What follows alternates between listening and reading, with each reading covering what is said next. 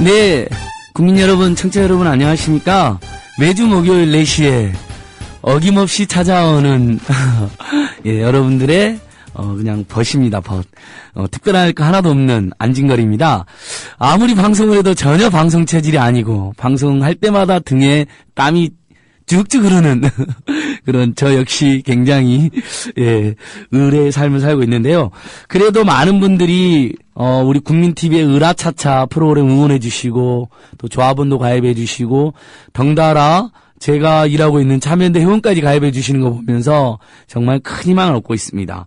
그리고 많은 을들께서 또 우리 시대에 비정규직 노동자들이라든지 말할 곳 하소연할 곳조차 없었던 또 중소상공인들이라든지 또는 간접 고용대에서 피눈물 흘리는 많은 노동자들이 으라차차에 이렇게도 찾아와 주셔서 저희가 정말 다행이라고 생각합니다. 오늘 또 지난주에 예고해드린 대로 여러분 서울시 다산콜센터 120 최소 한두 번씩은 다 이용해보지 않으셨나요?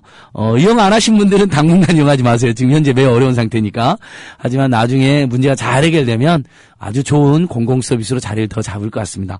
다산콜센터 120에서 도대체 무슨 일이 벌어지고 있는지 오늘 아주 2시간 동안 심층적으로 아주 자세하게 뜻깊고 고통스럽지만 재밌게 진행해 보도록 하겠습니다.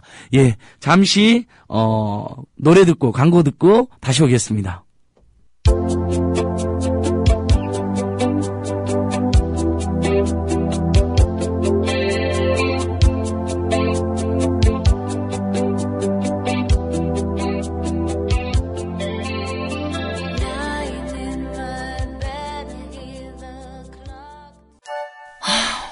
우리 아이 학교폭력 당하나? 요즘 말도 없고 무슨 고민 있나? 올 시간 지났는데 어디지? 이젠 걱정하지 마세요. 미리 다 알려주는 자녀 보호 어플 스마트 보디가드가 있습니다. 자녀의 학교폭력 문자, 인터넷 고민 검색, 실시간 위치, 유해 컨텐츠를 24시간 감지하여 부모님께 다 알려드립니다. 미리 알면 안심할 수 있습니다. 구글 플레이에서 우리 아이 첫 번째 지킴이 스마트 보디가드를 설치하세요. 지금 옥션과 지마켓에서 스마트 보디가드를 검색하시면 50% 할인된 요금으로 이용하실 수 있습니다.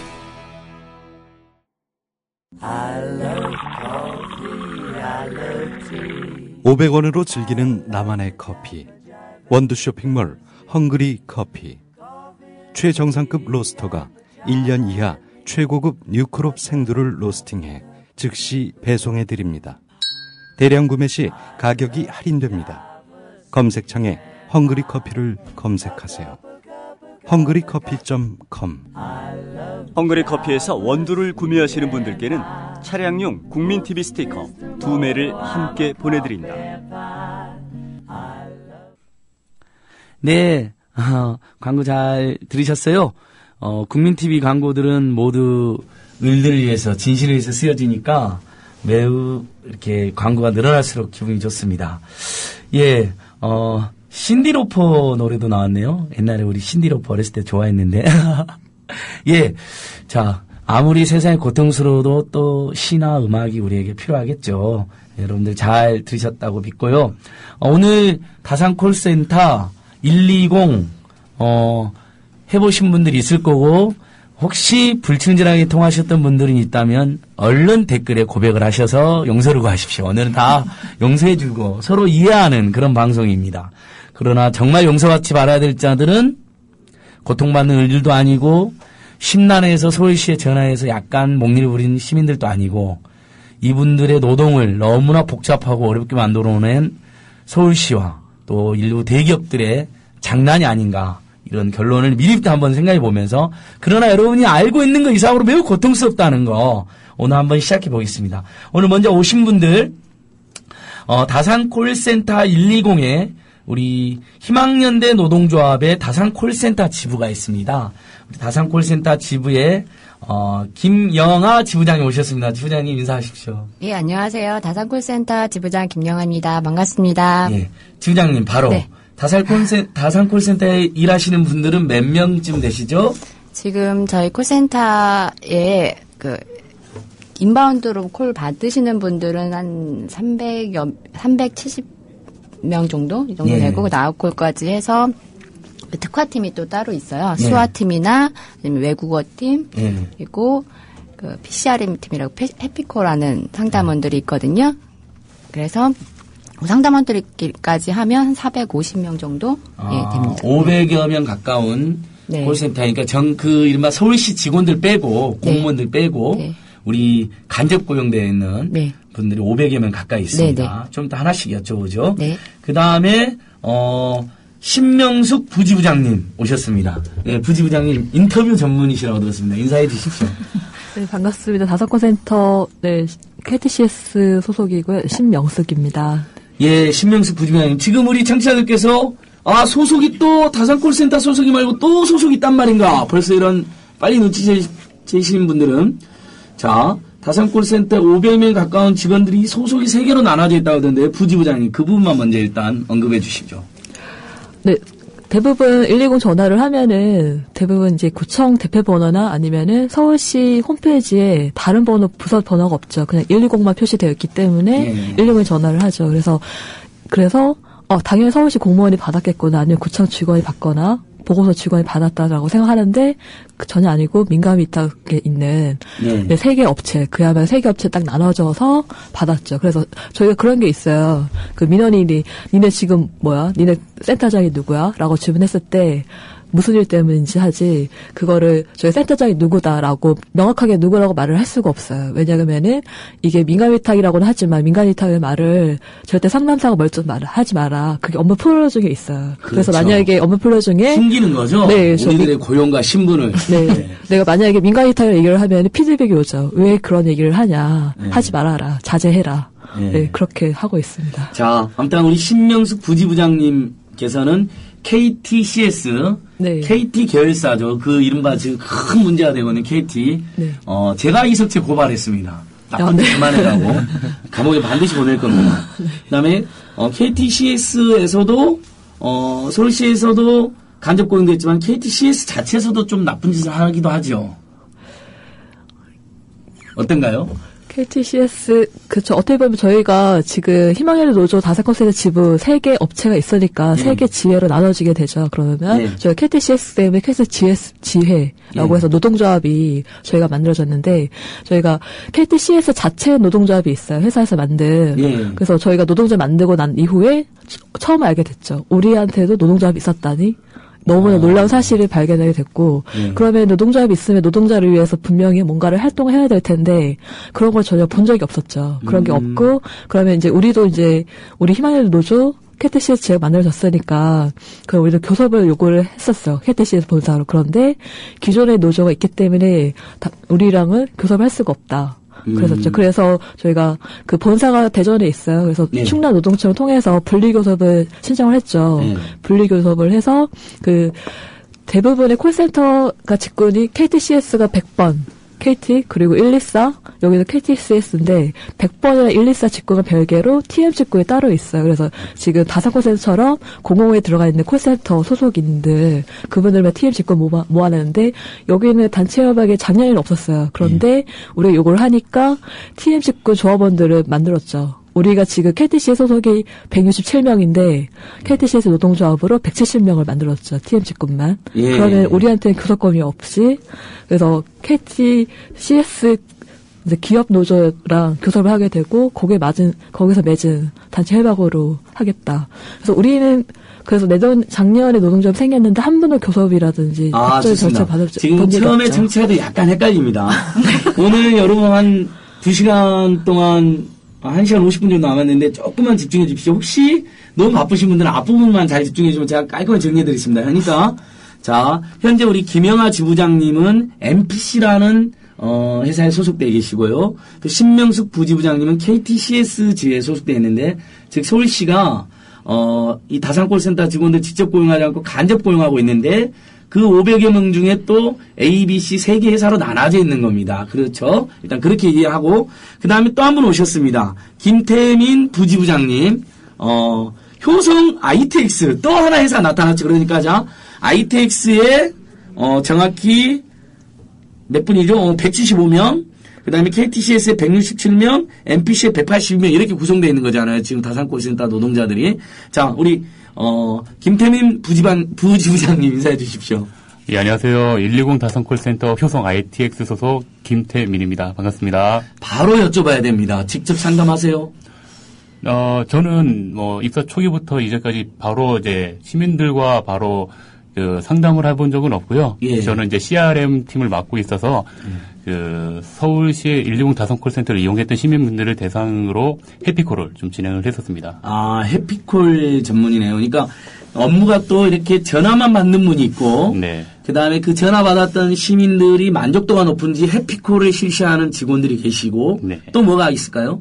그리고 저희 외국어 상담팀. 외국어 상담팀이 계시고, 이거 네. 좀 이따 한 번 더 물어볼게요. 예. 한 분 더 오셨습니다. 여러분, 희망연대 노동조합이라고 좀 생소하시죠? 민주노총은 다 아실 텐데, 한국노총, 민주노총, 양대노총이 있다면, 민주노총에 가입되어서, 이렇게 비정규, 미조직, 간접고용 엄청 어려운 일을 겪고 있는 노동자들 돕고 있는 아주 제가 제일 사랑하는 노동조합, 희망연대 노동조합이라는 게 있습니다. 우리 희망연대, 그러니까 다산 콜센터의 상급 노조입니다. 일종의, 산별 노조라고 볼 수도 있고 지역 노조라도 볼 수 있는 희망연대 노동조합의 윤진영 사무국장 모셨습니다. 국장님 희망연대 소개까지 한꺼번에 해주시죠. 예, 반갑습니다. 저는 희망연대 노조 사무국장이고요. 윤진영입니다. 저희 희망연대 노조는 이제 민주노총 산하에 있는 노동조합은 맞고요. 초기업 단위 지역 일반 노조예요. 네. 산별 노조하고는 전혀 다른 형태로 되어 있는 네, 초기업 단위 지역 일반 노조로 노동조합에 가입하고 싶은 노동자라면 누구나 다 와서 가입할 그렇죠. 수 있는 자유롭게 가입해서 활동할 수 있는 노동조합입니다. 그래서 일반 노조라고 하는데 이제 저는 우리 희망연대가 산별 노조 못지않게 커나가고 높은 영향력을 가졌으면 하는 이미 그런 건강한 영향을 가지고 계시기 때문에 늘 혼자서 막 이렇게 홍보를 해봤던 겁니다. 자, 희망연대 노조 아시겠죠? 그러니까 민주노총 서울본부에 직 가입되어 있어서 네.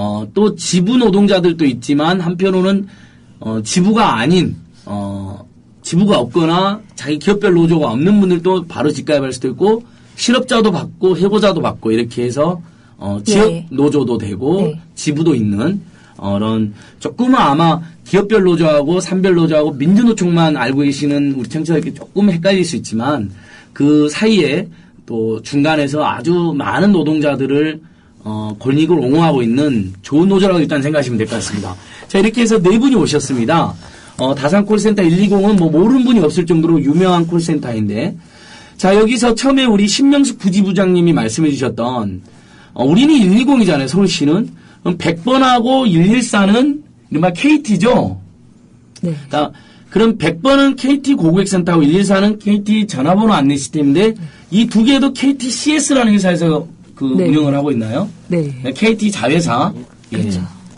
그런 건가요? 예, KT 자회사 중에 KTS도 있고 KTCS도 있거든요. KTIS 하고 예, KTCS가 있잖아요. 예, 두 회사가 이제 나눠서 운영을 하고 그렇죠. 있습니다. 자회사로 이제 KT가 노동자들 막 해고하고 막 외주 주는 과정에서 네. 자회사로 만들어가지고 100번하고 114는 관리하고 있는데 또 100번하고 114는 아무튼 120와는 상관없는 KT와 관련된 전화이고 다만 120을 맡고 있는 세 개 회사 중에 하나인 KTCS가 100이나 114일도 일부 하는 그리고 그분들은 우리 120 KTCS 지회에는 가입이 안 돼 있는 거죠. 그렇죠. 전혀. 지회가 그 120이 네. 아니니까. 네. 대신 그분들도 노조가 있긴 하나요? 100번이나 114에 있는 분들?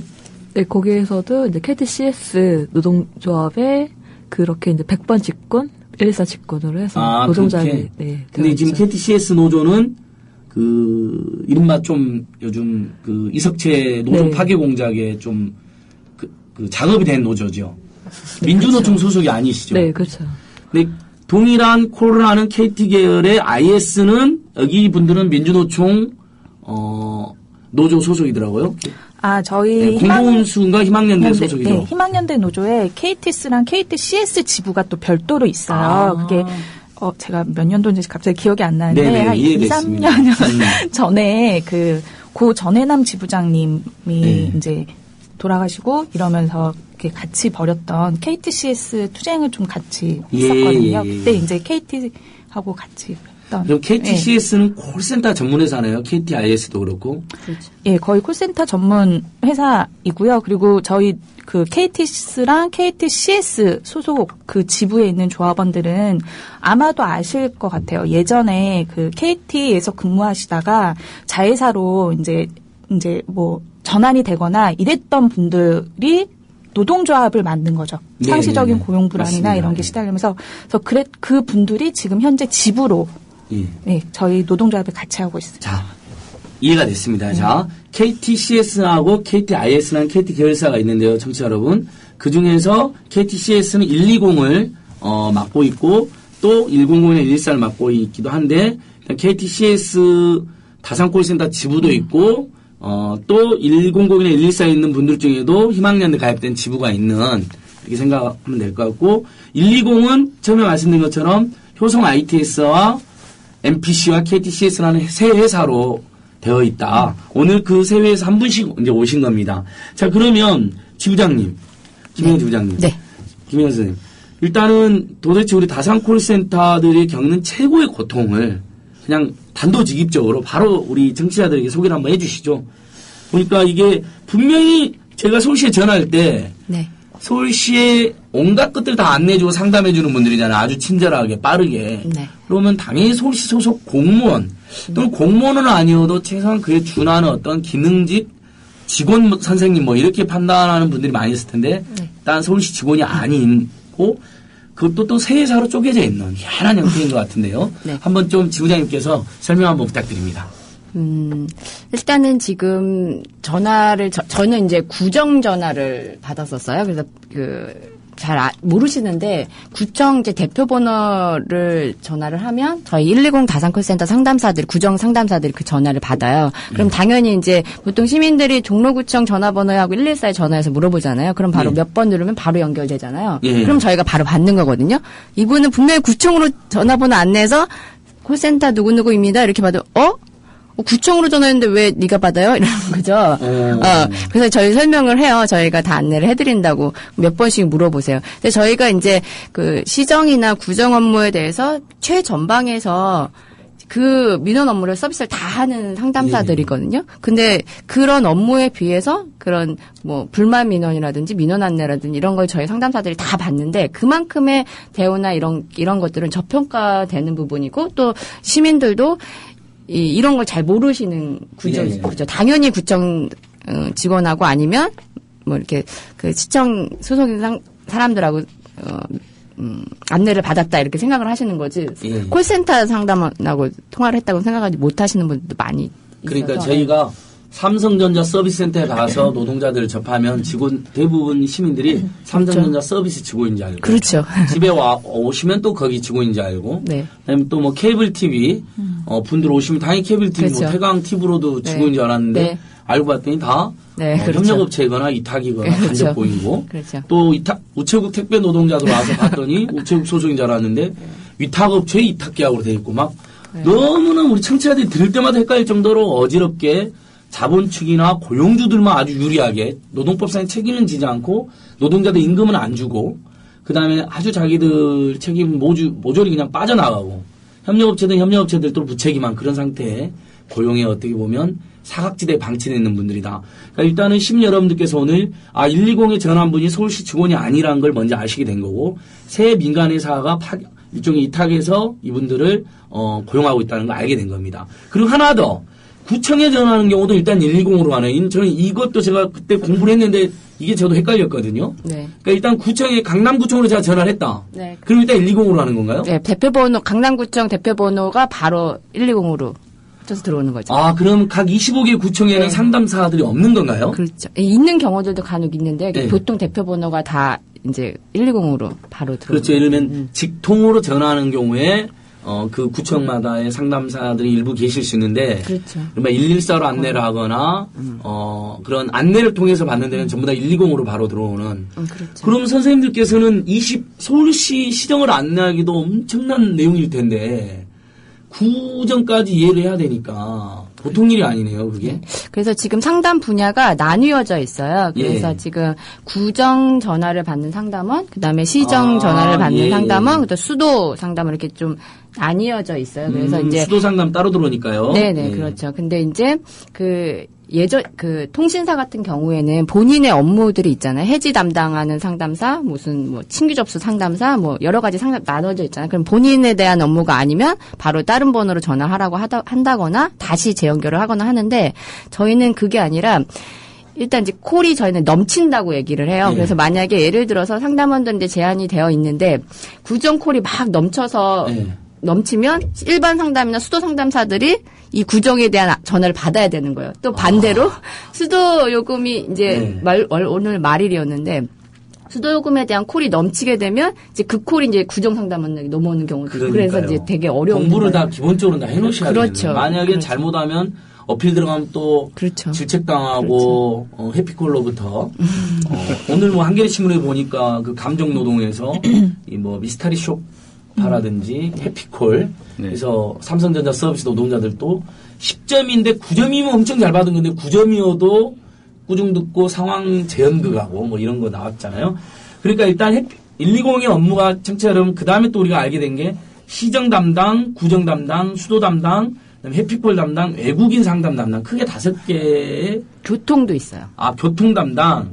그런데 넘치면 이렇게 넘어가는 서로 보건소. 보건소 상담도 그러면 처음에 120 할 때는 그걸 모르잖아요, 시민들이. 제가 9를 물어보면 바로 안 넘겨주고 바로 하시는 거 아니에요? 그러니까 지금 어떤 시스템이냐면요. 25개 114를 통해서 오는 경우는 그 구정 담당 콜로 가겠구나. 그렇죠. 120, 그러니까 지금 25개 구청 대표 번호하고 보건소로 그 번호로 전화하시면 이제 구정 상담사들이 전화를 받는 거고 그리고 그 대표 번호와 114 안내로는 되는데 그렇죠. 120으로 바로 하는 경우는 그렇죠. 02110도 1번, 2번, 3번으로 나누어져 있어요. ARS 멘트가 나가는데 1번 수도, 교통, 일반 민원 이런 식으로 이걸 누르게 됐어요. 외국어는 이렇게. 저는 120 딱 한 번 해봤어요. 오세훈에 대해서 항의하려고. 그래서 제가 기억이 가물가물한 거였어요. 맞습니다. 그런 것 같네요. 문자 상담도 있어요. 문자 상담 받는 분들은 누가예요, 그러면? 그리고 문자 상담을 하시는 분들이 있어요. 문자로 이제 그분들은 말로 안 하고 이제 손가락으로. 그렇죠. 답변을. 그것도 굉장히 손가락 나쁠 텐데요. 오늘 우리가 120에 대해서 아주 하나씩 그 전말을 알게 됐는데, 자, 이거 120이, 언제 생겼죠, 지부장님? 지금 저희가 구정 통합된 건 2009년도고요. 2009년. 시정 업무를 시작한 거는 2008년. 그 전에는 누가 상담을 했어요? 아니요, 이게 저희가. 부지부장님. 2007년 정식 오픈한 건 2007년 9월 12일 이때 오픈을 했어요. 그런데 2007년 1월부터 시범 운영을 했었죠. 그때 시범 운영할 때는 그때 나오는 것이 서울시 대표번호, 그러니까 시청은 원래 나오는 시청 대표번호, 그리고 서울시립미술관, 중랑재생물재생센터, 그리고 인재개발원, 서울시 체육관리사무소 이거 말하는 거는 우리가 종합운동장이죠. 그리고 목동 야구장 120을 받는 거예요. 거기랑 그 서울역사박물관, 그 서울연구원이라든지 이런 서울시 산하기관 그리고 가락시장 우리가 많이 알고 있는 가락시장도 120 연결되는 거죠. 이게 서울시 농산물공사이기 때문에 서울시 주요 기관 안내만 처음에는 했었군요. 그렇죠. 네, 그리고 월드컵 경기장이라든지 그 세종문화회관 그래서 이것들이 2007년도에 통합을 해서 먼저 시작을 했었죠. 그래서 2007년 9월에 정식 오픈을 하고 그러다 그때는 좀 인지도가 왜냐하면 서울시정 업무로만 순수 고유 업무로만 시작을 했기 때문에 시민들 입장에서도 구청 직원은 편하지만 시청 직원은 좀 불편한 게 있었죠. 접근성이라든지 그런 걸 봤을 때는. 그런데 근데 아시다시피 오세훈 전임 시장이 이거를 120을 어떻게 보면 서울시 시정 업무 중에서 그 전에 대통령 가기 그 전 단계로 자기가 받는 그걸 했기 때문에 다산콜센터를 자기 업적 중에서 서울시정 업무 중에 10대 뉴스 중에 1위로 뽑힐 정도로 한 거라 그때 이제 이미지가 이제 오세훈 시장 전임 시장 때 할 때는 이제 홍보가 그런 식이었죠. 그러니까 서울시의 모든 일을 좀 물어보는 그런 무엇이든 물어보는 식으로. 네, 그래서 그러면서 이제 어떻게 보면 인지도 면에서는 올라간 건 있죠. 근데 순수하게 고유하게 시정 업무를 하던 것들이 좀 변질되는 그런 구전까지 다 합쳐버리면서 수도까지. 그렇죠. 그러면 이명박 시장 때부터 생겼는데 그때도 이런 간접 고용이 됐나요? 오세훈 시장. 아니 2007년에 시범 사업할 때는요. 최초에 그러니까 시범 사업할 때도 고용 형태는 계속 간접 고용이었나요? 그렇죠. 네, 2006년도 이때부터 먼저 이제 다섯콜센터를 구축하기 위해서 뭐 워크숍이라든지 전문가들 이런 것도 했을 때 그때 오세훈 시장 시절이었어요. 그래서 오세훈이 그야말로 두 번의 이제 시장을 연속으로 재임하려다가 안 됐던 거잖아요. 그러니까 2006년도도 오세훈 시장 자는 2007년이죠. 네. 제가 1997년도로 네, 2007년도. 네. 아, 죄송합니다. 2007년이면 그러니까 노무현 정부 말이고 네. 그때 오세훈이 시장하고 있을 때죠. 그렇죠. 예, 헷갈렸습니다. 한국 사회의 변화가 너무 제가 감당하기 어려워요. 예, 그래요.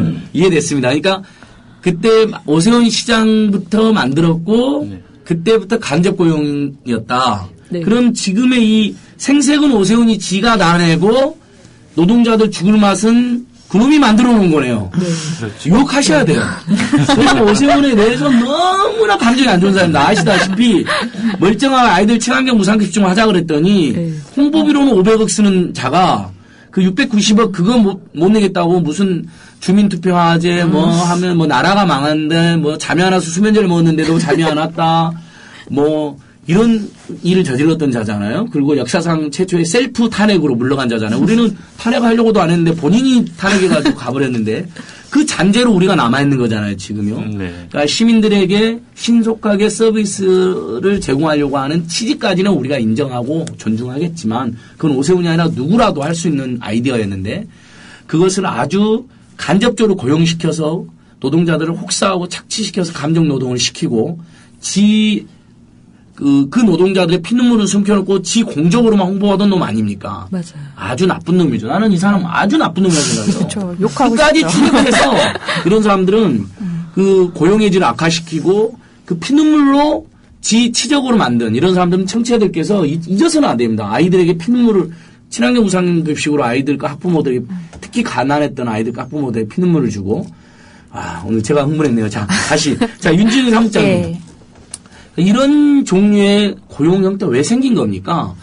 이러면 정말 서울시 가장 중요한 일, 치적이라고 말할 정도의 중요한 일이라면 직접 고용해서 오히려 더 안내를 잘하게 해드리고 너무너무 고맙다. 월급을 조금이라도 더 주겠다. 이래야 되는 게 제가 보기엔 상식인 것 같은데 국장님 한번 진단 한번 해주시죠.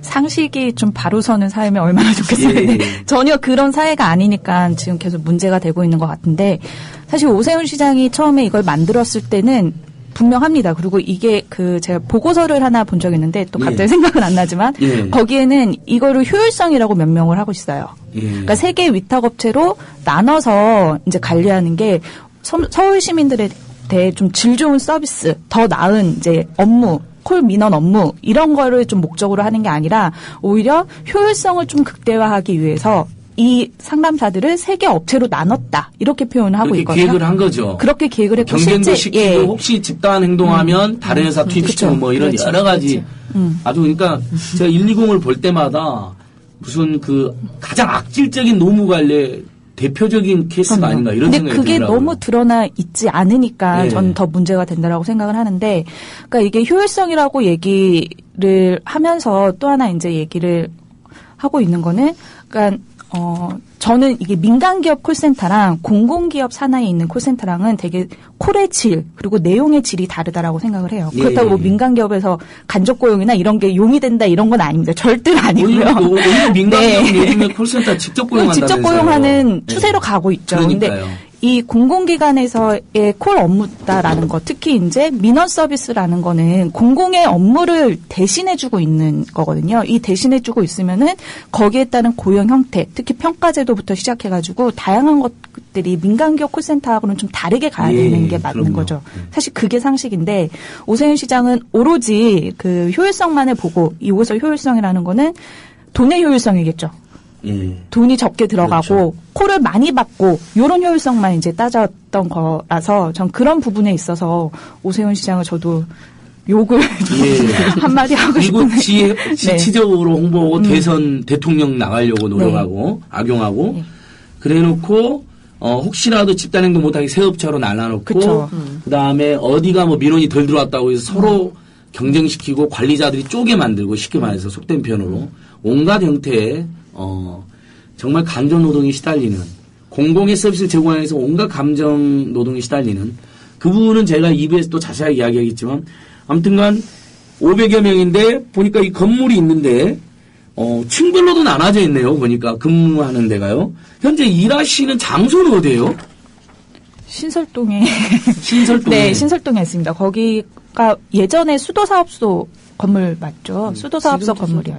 아, 수도사업소 건물에 네. 자산 콜센터가 있고 그게 지하 1층 또 5층까지 있네요. 네. 근데 이제 1층에 외국어 수화 상담, 2층 MPC, 3층 효성 ITX, 4층 KTCS 네. 이렇게 딱 분리시켜서 일을 시키고, 야 정말 심야 상담하는 분들도 있죠. 저녁 야간팀. 그러니까 또 그분 우리가 24시간 가동되나요? 그렇죠. 365일 24시간. 와 정말 시민들 입장에서는 뭐 진전된 면도 있지만 거기서 일하는 그렇다면 그렇게 중요한 서비스 고생하는 서비스를 하면 우리 시민들도 그분들이 온전하게 대접을 받는지 관심을 가야 할 의무가 있는 것 같습니다.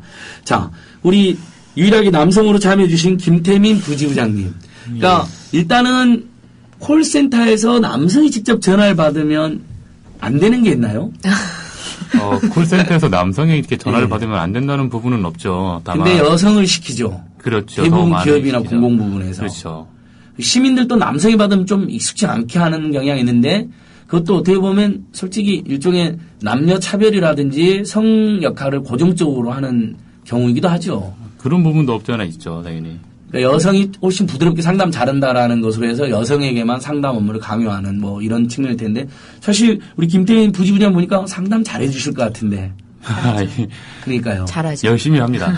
근데 지금 부지부장님 그러니까 남성 상담은 콜센터에 배치는 안 돼 있나요? 현재? 아니, 남성 상담도 콜센터 이게 인바운드에 다 배치가 다 120으로 전화하면 가끔 남성들이 받을 네. 때도 있나요? 네, 그렇습니다. 근데 그러면 그 시민들이 여자 바꿔달라 막 이렇게 막 함부로 말하는 사람 있지 않나요? 가끔 그런 분들은 계십니다. 예. 당혹스러워서. 예, 뭐 당혹스러운 부분도 없지 않아 있을 거고 그런 분들은 거의 이제 악성 부분이 좀 많습니다. 예, 시구정에 관한 업무를 물어보려고 전화하신 분들이 아니라 그냥 여성과 통화하고 싶어서 좀 많이 외로운 그게 분들이 문제가 되잖아요. 예, 너무 외로워가지고 우리에게 성희롱을 걸거나 포곤하거나 말장난하는 사람들. 예, 그렇습니다. 그럼 뒤에 이야기하겠지만 갑자기 전화해서 밥은 먹었냐 그런다면서요. 예, 그런 분도 있습니다. 밥은 먹죠, 시민 여러분. 그거 물어보지 마세요. 고용이 간접 고용이십니까? 이렇게 물어보면서 진짜 소리 씨한테 직접 고용 요구해야겠네. 이래 주셔야죠.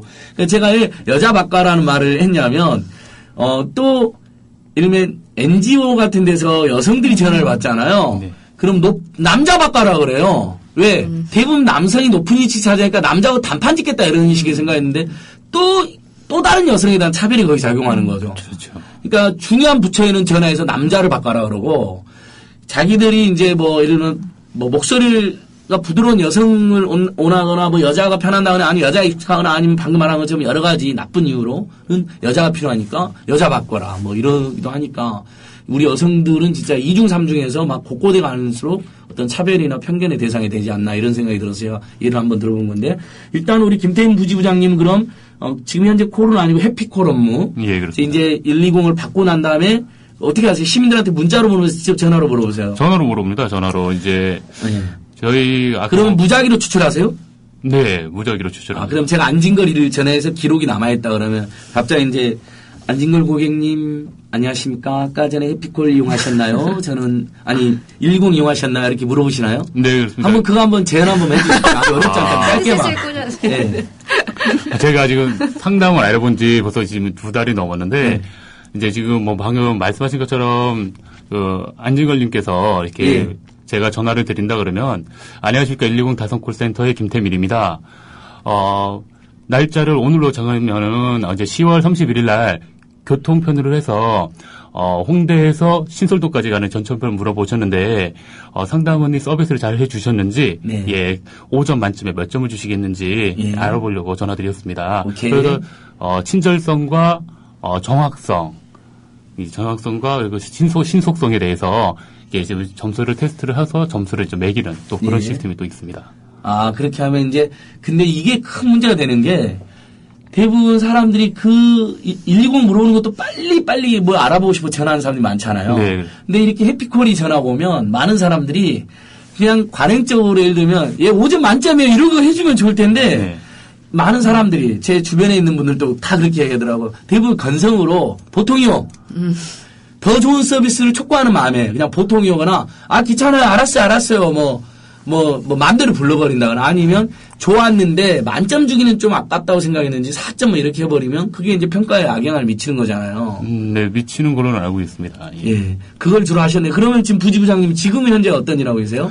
지금은 저희가 8월에 이제 파업을 하면서 이제 인단협을 진행하면서 저는 효성 ITX 소속이라서 조합원들이 이제 100명이 좀 넘어가서 전임자 시간을 좀 보냈습니다. 김태민 부지부장님 현재 이제 풀타임 상근이세요? 네, 그렇습니다. 우리 김영하 지부장님은요? 저희는 이제 조합원 수가 많이 없어서 반전임식으로 해서. 반전임. 네. 반은 이제 상담 직접, 그럼 오늘도 하셨어요? 반은? 아니, 그래서 지금 현재는 저희가 올해는 500시간을 받았기 때문에요. 지금 2달 이후는 전임으로 활동하고 있고 한 12월 정도 되면은 이제 콜 받다가 또 조합 일 하다가 이렇게 될 것 같아요. 그렇게. 네.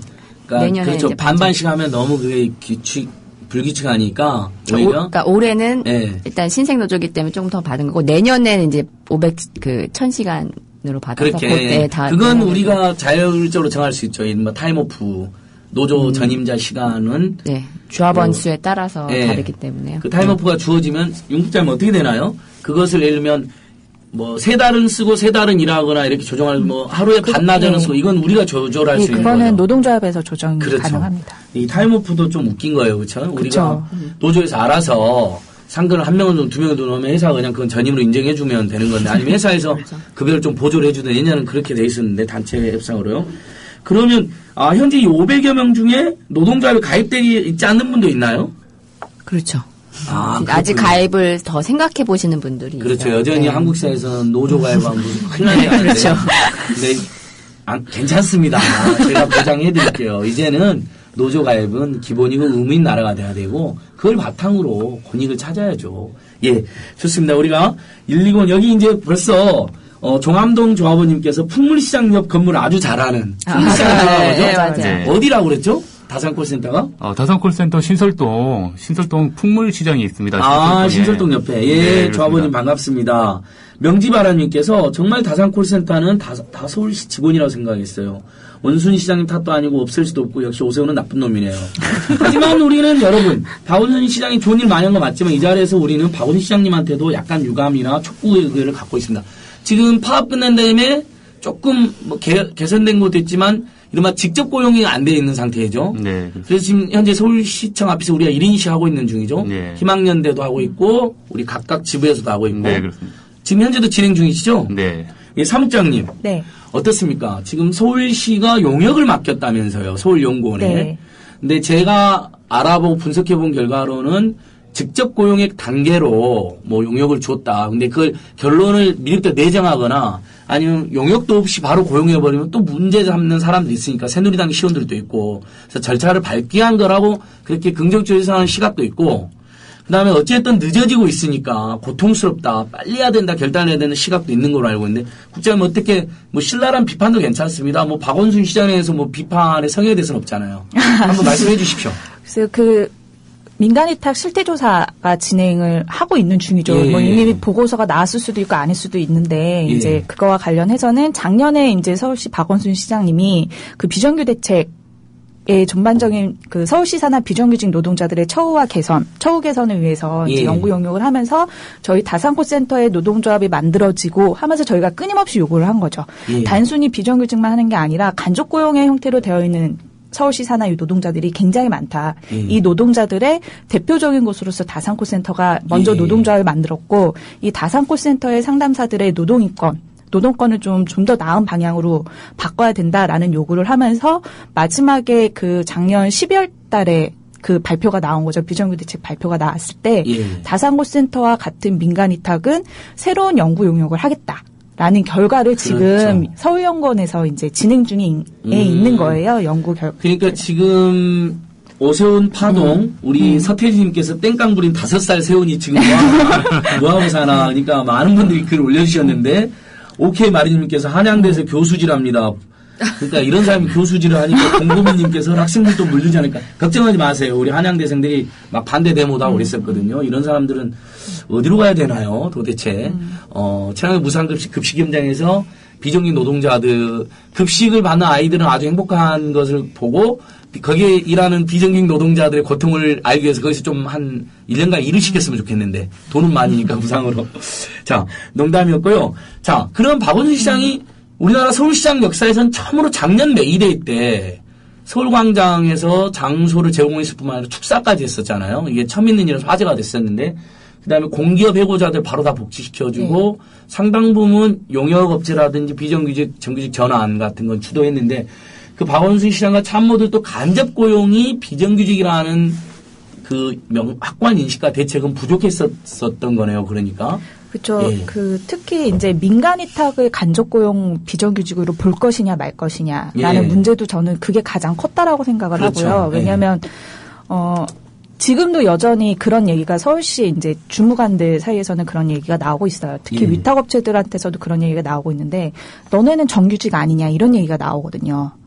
그러니까 이 마인드 자체가 그러니까 비정규직이고 비정규직이 아닌 정규직 딱 이렇게 이분법적으로만 생각을 하고 있는 고용 구조에 대해서 그러면서 이제 서울시도 민간 위탁까지 굳이 해야 되냐 이런 이제 생각들이 저변에 깔려 있어요. 일부 있었던 것 같아요. 아마 박원순 시장도 처음에는 그 생각도 못했다가 120 조합원들의 딱한 사정과 피눈물 나는 호소를 보면서 그럼 그것까지도 한번 연구해라고 하는 거니까 뭐 지금 당장 저는 결단을 내렸으면 좋겠다는 입장을 저도 여러 번 발표했었는데 제 개인적이던 뭐 토론회든 그러니까 용역 결과가 나와서 아주 그것까지도 시가 고용하는 게 맞다.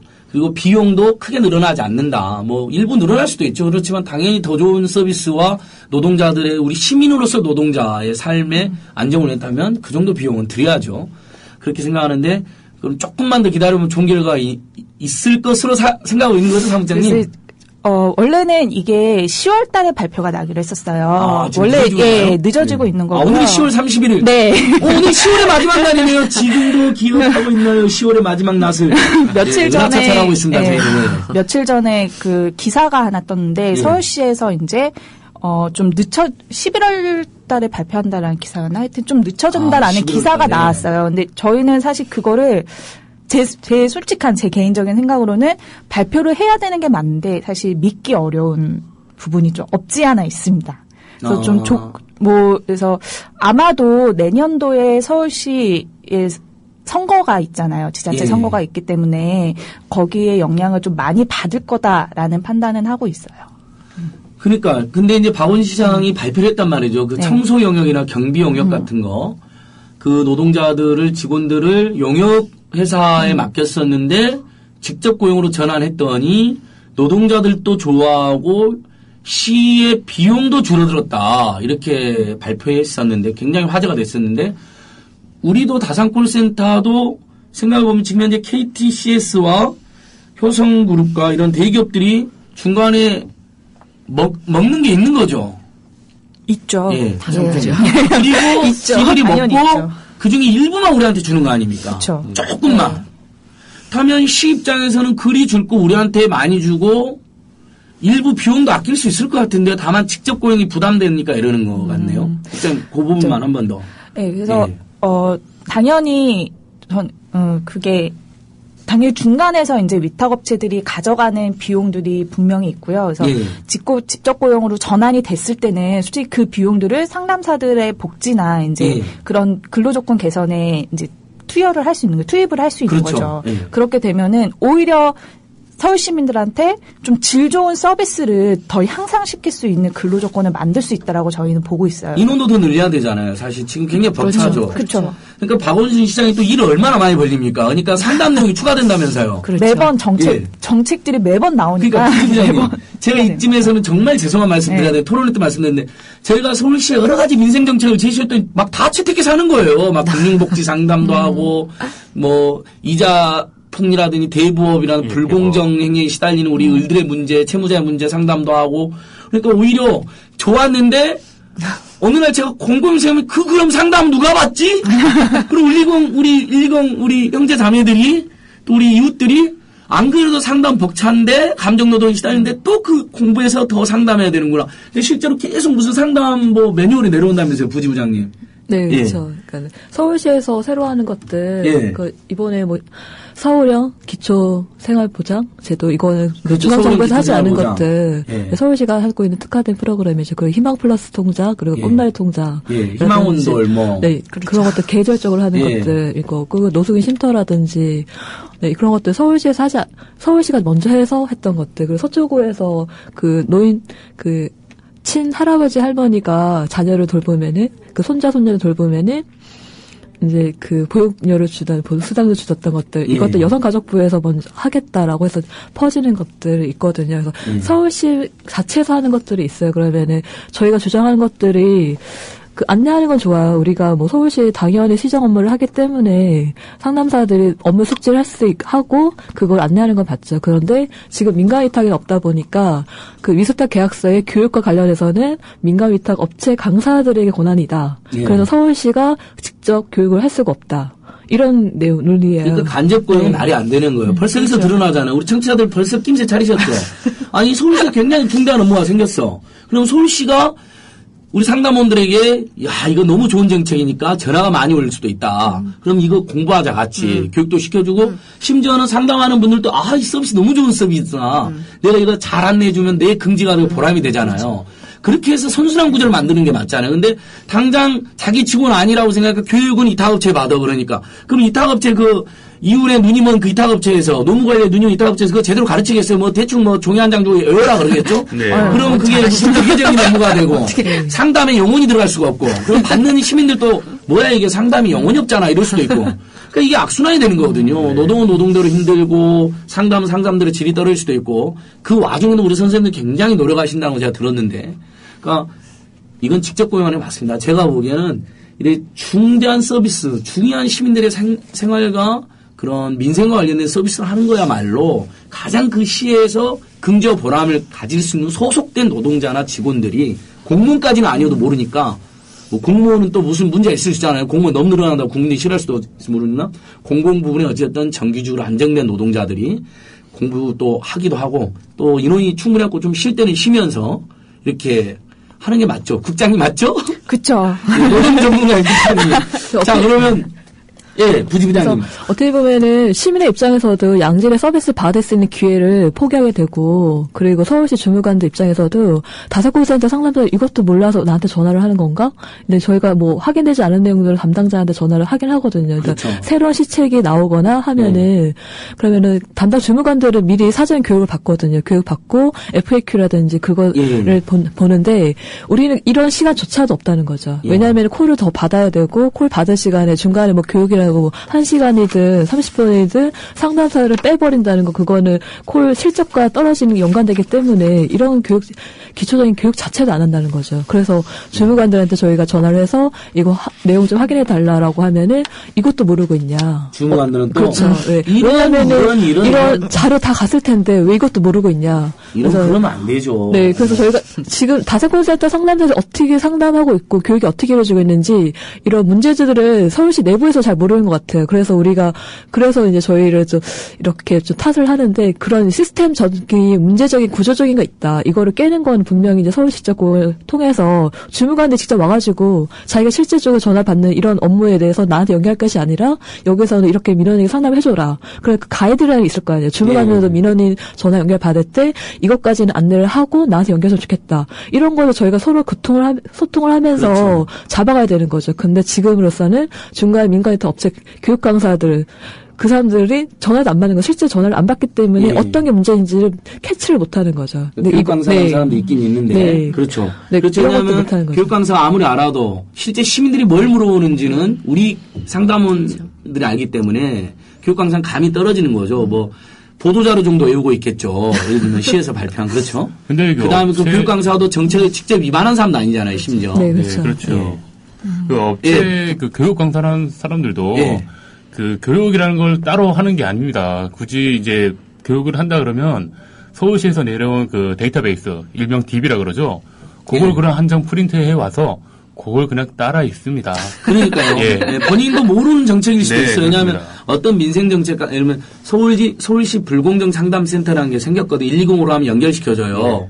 그러면 최근에 이제 가불 문제라든지 공정거래법 위반 뭐 이런 것들이잖아요. 남양료 파문이라든지. 그건 좀 이해를 하고 교육을 해야지 우리도 숙지가 될 수 있거든요. 그렇죠. 뭐 공정거래법이라는 게 있고 거기 보면 뭐 사회경제 강자가 사업자가 뭐 이해관계인들에게 뭐 부당한 지위를 남용해가지고 뭐 물량을 밀어낸다 뭐 이런 것들이 있잖아요. 알려줘야 되거든요. 근데 본인도 모르니까 뭐 읽겠죠. 그럼 우리도 뭐 듣고 불공정 그러면 일단 뭐 글 연결시켜 줄 수밖에 없는 한계들이 있을 수 있는 건데 오늘도 안 그래도 저희가 그 서울시 그 구청이나 그리고 수도사업소에 있던 무임 시스템이 그 무임 수납기가 없어졌다. 이건 대한 불편하다는 민원인데 그러면은 이게 있던 게 없어진다고 하면 왜 없애는지 이런 정책을 만들 때 그 담당자는 있을 거 아니에요. 그래서 어떤 거를 다른 대체적인 방법들을 이제 또 강구했기 때문에 이거는 없어질 수 있다. 그런 건데 저희는 그게 없죠. 그냥 9월 30일로 철수 완료. 예정. 이거 그냥 끝난 거예요. 그 이유가 있어 상담을 해드릴 수 있잖아요. 그렇죠. 뭐 근데 그게 전혀 배경. 없죠. 그럼 교육이 아니라 무슨 그냥 일방적으로 읍조를 하는 건데 시민들이 근데 우리 시민들의 민도가 그걸 듣고 그냥 넘어가지 않아요. 그렇죠. 아니 왜 없어졌냐고. 왜 불편하게 하냐고 답을 하라고 이런단 말이죠. 또 성질급한 시민은. 근데 저는 민간 이탁이어서 저는 그런 게 교육관이 오겠다 그러면 또 넌 뭐야 막 하고 막 소리 지르고 그러면서 또 나중에 이제 해피콜 들어가면 뭐 점수 최악이었고 또 2중 3중 고통받고 이런 구조인 거죠. 그게 되게 중요한 것 같아요. 왜 새로운 거 만들고 왜 이거를 기존에 폐지를 하려고 하고 이런 것들에 대해서 설명만 하면은 시민들도 충분히 다 공감을 하고 받아들이는 것들이 많거든요. 주무관들한테도 우리가 굳이 전화로 주무관과 시민을 연결할 필요도 없는 거죠. 이런 것만 우리가 교육이 된다고 하면은 충분히 우리가 이제 어떻게 보면 몇 년 동안 수십 번의 그 화난 민원들을 들어주는 거를 완전히 익숙해져 있는 사람들이기 때문에 잘 마크가 됐었죠. 웬만한 건 전부 다 잘 참고 넘어가시는데 도저히 참을 수 없는 사례는 많은데 여러분 좀 이따가 아주 그 부분에 대해 생생하게 이야기할 거거든요. 우리 시민들이 해서는 안 될 짓을 하시는 분들도 있더라고요. 평균 하루에 120에서 130콜 정도 받는다고 들었는데 그럼 뭐 거의 8시간 노동이라고 쳤을 때 일단 8시간 노동은 하나요, 지부장님? 네, 기본적으로 8시간은 하고. 연장 근무는요? 연장 근무도 뭐 콜이 많을 경우에 시청자들에 한해서 이제 받기도 하고, 예전에 노동자가 없을 때는 그냥 30분 해라, 이렇게. 더 해라. 네, 그렇죠. 그리고 110콜, 130콜이면 평균 한 3, 4분 통화를 할 거 아니에요, 그쵸? 그렇죠. 그러면 엄청난데, 이게.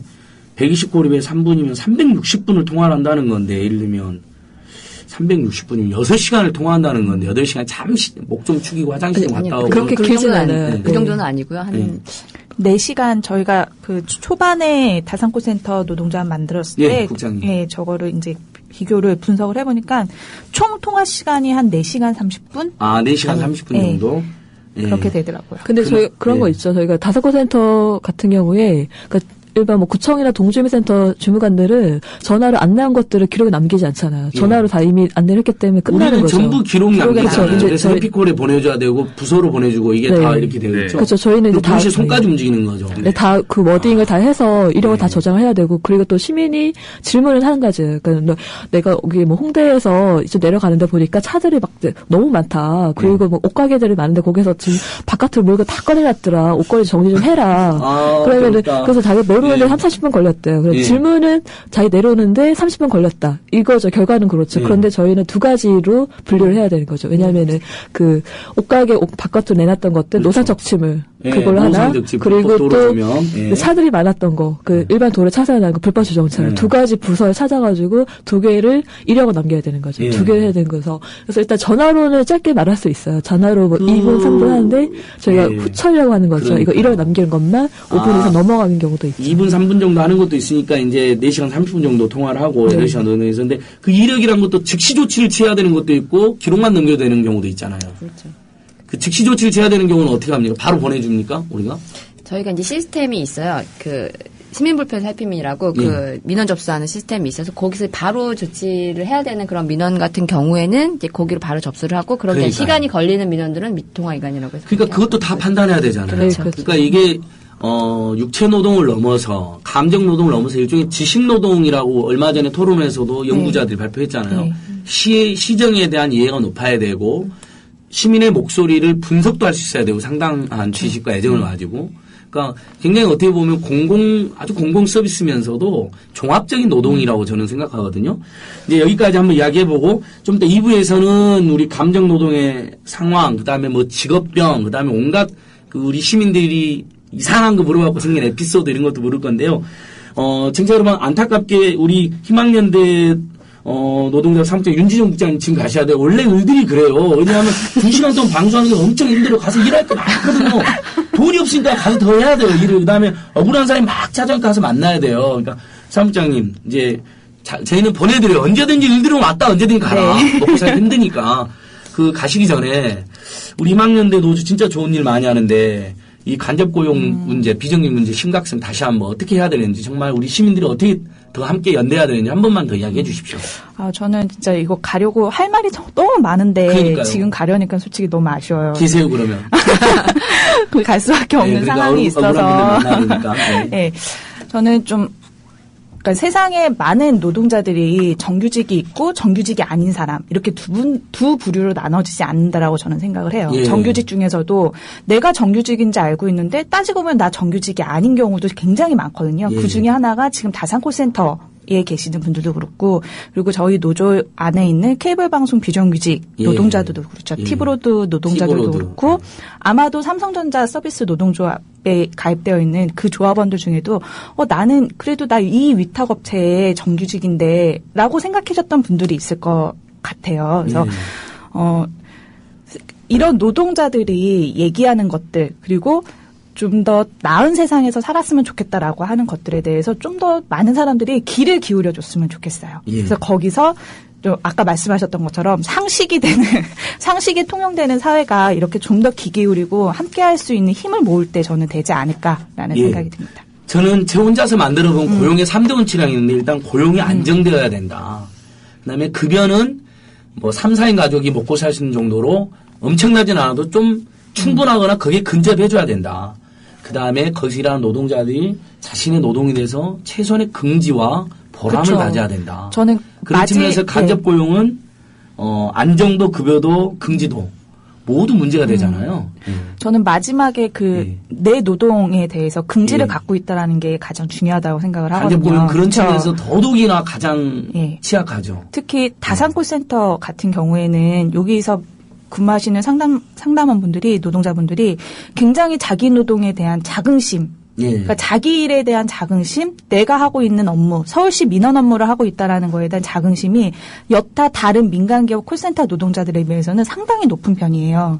근데 높은 편임에도 불구하고 굉장히 하고 그랬던 이유 중에 가장 큰 이유가 그러니까 내가 갖고 있는 업무에 대한 자긍심이나 프라이드에 비해 대가가 너무 적은 거죠. 너무나 열악한 거죠. 그렇죠. 그리고 어디 가서 나 다산콜센터에서 일해라고 당당하게 말할 수 없는 조건이 있는 거죠.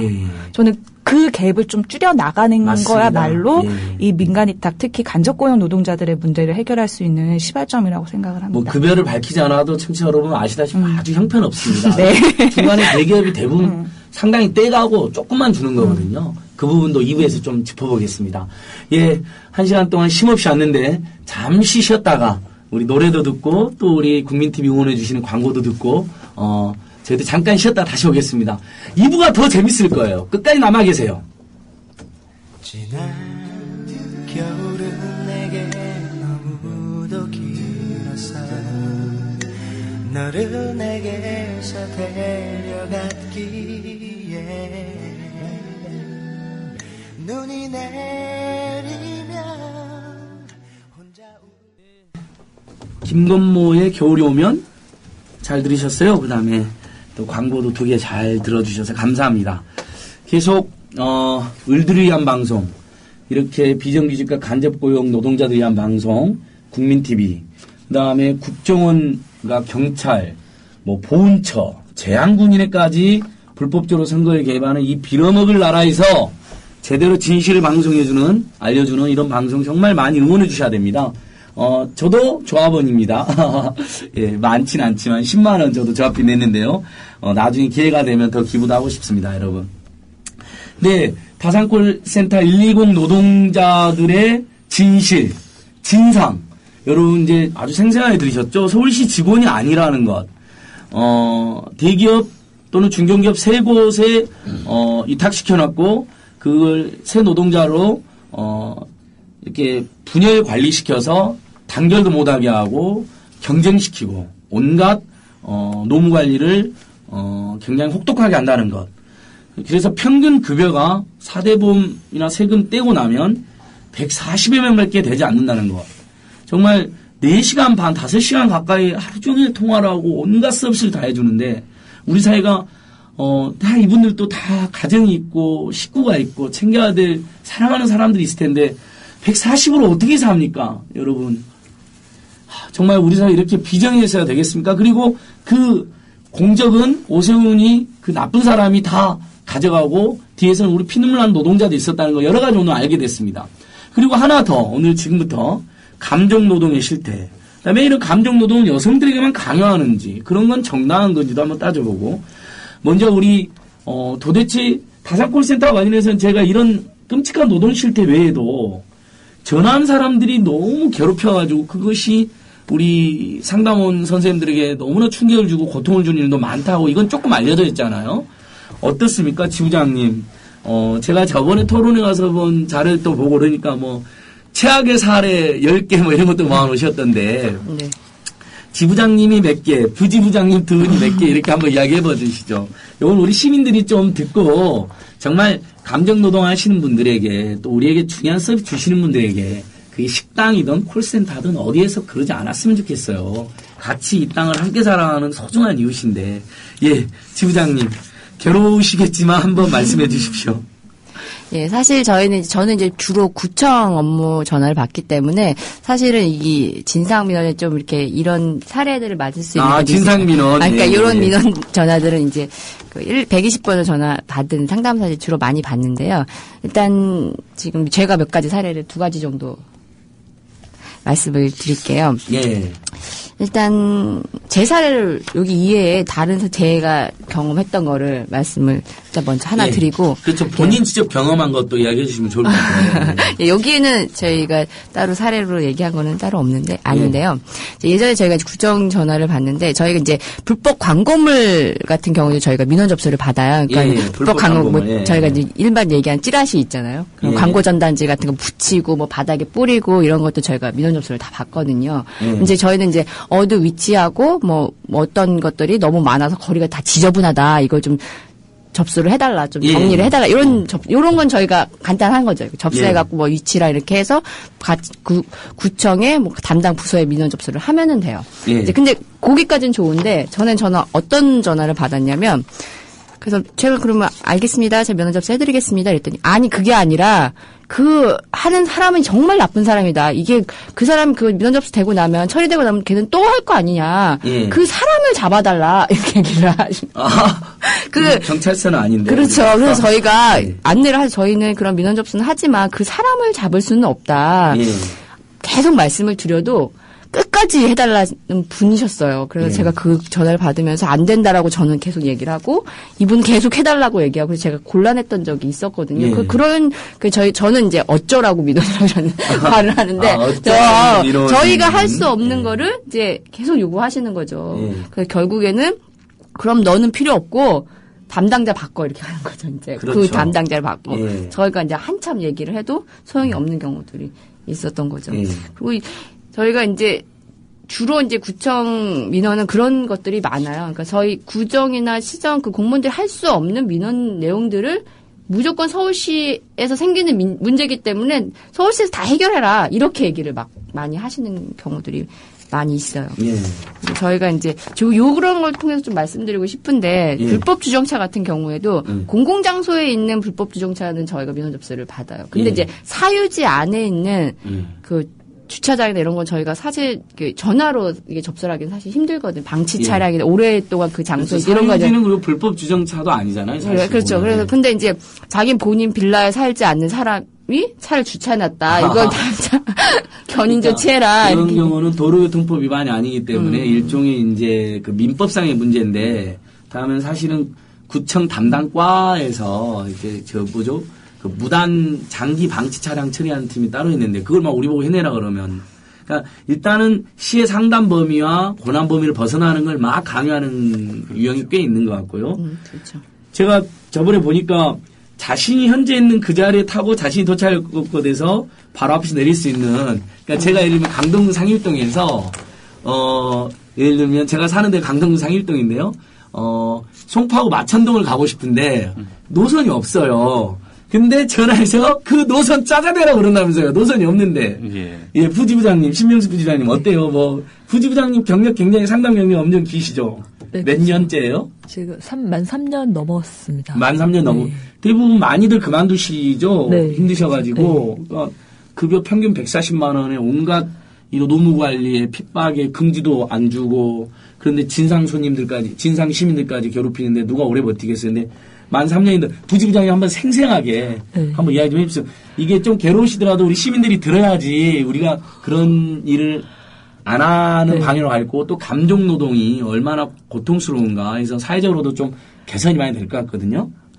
네, 그 버스 노선이 그 서울시 교통 안내를 알으면 공공성이 제일 크죠. 그래서 근데 이거는 다른 기관에서 하지 않는 것들이기 때문에 그 서울시에서 만든 노선을 어디서 어떻게 가는 건지 문의하는 거는 당연하죠. 그래서 그러면은 지금 만약에 노량진역 1번 출구예요. 거기에서 네, 만약에 그 미아 3거리를 간다고 해요. 그러면 일단은 거기는 노선은 나와요. 거기는. 그거는 저희가 이제 여러 번 해봐서 그 정도 나오는데, 네, 그런 거는 한 번에 가는 노선이 나올 수 있어요. 근데 제일 안 좋은 게 우리가 이제 그런 거, 지금 노선 바로 이제 뭐 천호동이나 이런 곳에서 그 합정역 오기 여기는 힘든 거죠. 천호동에서 합정역 딱 느낌에도 네, 어렵죠. 그것을 5호선 타셔가지고 공동에서 6호선 갈아타셔야죠. 시민 여러분. 그래서 왜 그걸 120에다 전화해서 괴롭히시는 거예요?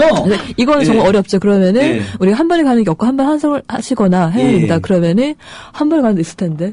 내가 있을 예전에 있었는데 이거 있다는 거죠. 예전에는 있었을지도 모르죠. 그런데 그게 노선이 중간에 뭐 개편이 되고 하면 없어질 수도 있죠. 그리고 또 만약에 중곡 사거리요. 중곡 사거리에서 강남역으로 가요. 그러면 중곡 사거리에서도 타는 곳이 여러 개 있을 거 아니에요. 그러면은 길을 건너야 돼. 횡단문을 건너면 정말 횡단문을 건너면 되는데 못 건넌다. 나 여기서 있을 테니까 여기 찾아라. 이 정자 아이디 뭐 이거 하나라. 아니, 그건, 그럼 우리가 120을 비서로. 네, 맞아요. 착각하시는데 비서는 아니잖아요. 시민 여러분. 함께 사는 이웃인데 다만 꼭 필요한 정보를 알려주시는 건데 없는 걸 알려달라면 어떻게 해요? 근데 우리 시민들이 다 그런 건 아니니까. 그렇죠. 네. 그래서 또 부지런히 한번 계속 한번 해보십시오. 그리고 또 이제 지하철이나 일단은 뭐 어디에서 환승하는 방법이 제일 빠른지 몇 번째 칸인지 이런 거 정말 간단하죠. 저희가 1분 안에 끝날 수 있는 건데 그러면은 일단 몇 번째 환승이 제일 빠르다. 이건 안내를 했어요. 그러면은 그 다음에 버스는요? 버스에도 안내를 해요. 그럼 갔다 올 때는 어떻게 돼요?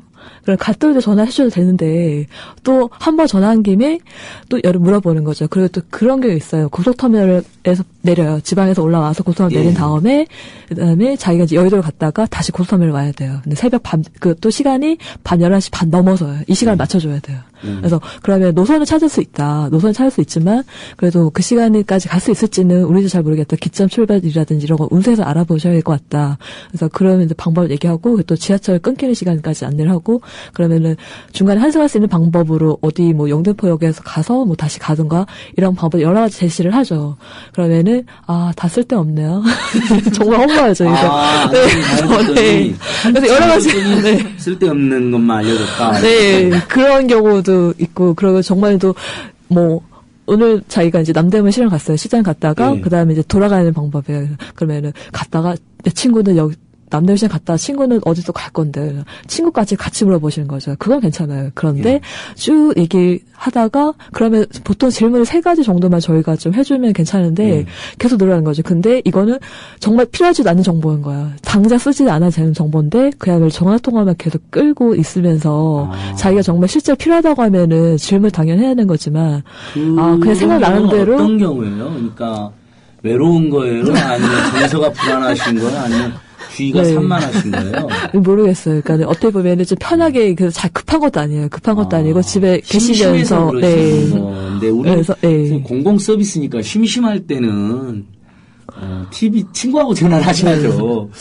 희롱이나 반말도 부지기수라고 들었는데. 그렇죠. 그래서 처음에 중간에 이제 시민들이 질문하다가 나 여기 있는데 나 어디 있는지 알지? 그러는 거예요. 전화하자마자 전화해서 갑자기 나 누군데 나 어디 있는지 알지 뭐 이런 맞아요. 네, 저희가 근데 누구시죠? 네, 저희가 120도 아니고 위치 추적이 뭐 되거나 하는 것도 아니거든요. 자, 120은 위치 추적이 확실히 안 되죠. 확실히 안 네, 여기서 확인이 됐습니다. 120. 네. 120 잠깐만. 지부장 120 무료인가 유료인가요? 그걸 무료죠? 아니, 통화요금이 나가는 거죠. 아, 정보용료는 따로 없지만. 정보용료는 없고, 네. 통화요금 심여름은 통화요금까지 나가요. 빨리 꼭 물어보신 것만 물어보세요. 근데 웬만한 건 다 알려줘서 화제가 됐잖아요. 그러니까 예를 들면 환승역 알려주고 그 환승역에서 전철이 몇 번째 칸에 내리면 그 올라가는 데가 빠르다 뭐 이런 것까지는 다 우리가 그 매뉴얼도 되어 있고 그런 거잖아요. 그럼 뭐 엄청난 서비스인데 그 정도면 해줘도. 네. 예. 그래도 그런 것도 있고, 네, 택시 분실물 같은 경우에 지금 제일 많이 모르시는 것들이 택시 본인이 지금 몇 시에 지금 합정역 1번 출구에서 12시에 탔어요. 그리고 30분 있다가 뭐 신촌에 내렸어요. 그러면은 타고 내린 자리에 CCTV 있죠. 근데 그 택시 찾아달라고. 못 타거든요.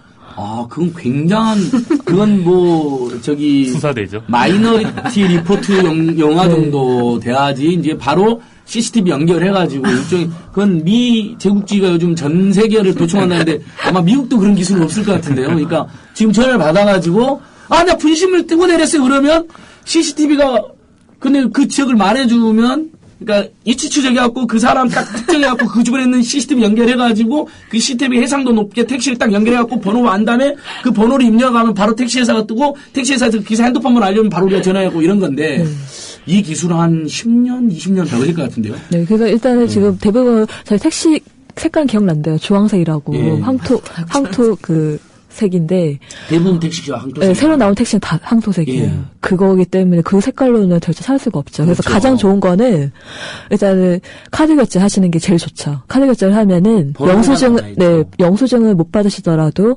팀원이 고객센터 전화를 하면은 몇 시에 탔고 그 차량 번호라든지 연락처가 남거든요. 개인 택시 같은 경우에는 개인 택시 기사분의 연락처도 남기 때문에 카드 결제하시는 게 가장 좋습니다. 뭐 개인 택시들이 그런 거 있어요. 기사들이 카드 결제를 거부하는 경우가 있어요. 그런데 그거 택시 불편 신고 가능하니까 개인 택시 기사가 카드 결제 거부한다라고 하면은 이거 119 신고 가능하다는 거 알았다. 이거 나는 카드 결제 원한다. 해달라. 신용카드 결제하는 경우는 거의 없던데 만약에 결제를 거부하면 그 자체도 불법으로 되어 있잖아요. 탈세 의심이 있다거나 뭐 그런 거잖아요. 그러니까 신용카드나 팀원이로 결제를 하면 그 기록이 고스란히 남기 때문에 그래서 현금으로 내시더라도 꼭 영수증을 받으시기 바랍니다. 그래야지. 그러면 그 기록은 다 그 택시 회사라든지 시에 전송이 되나요? 현금으로, 현금 영수증에, 거기 연락처가 다 남아있기 때문에. 그렇군요. 그게 가장 좋죠. 그리고 서울시내 택시가 지금 카드 결제가 다 의무화 됐어요. 그렇기 때문에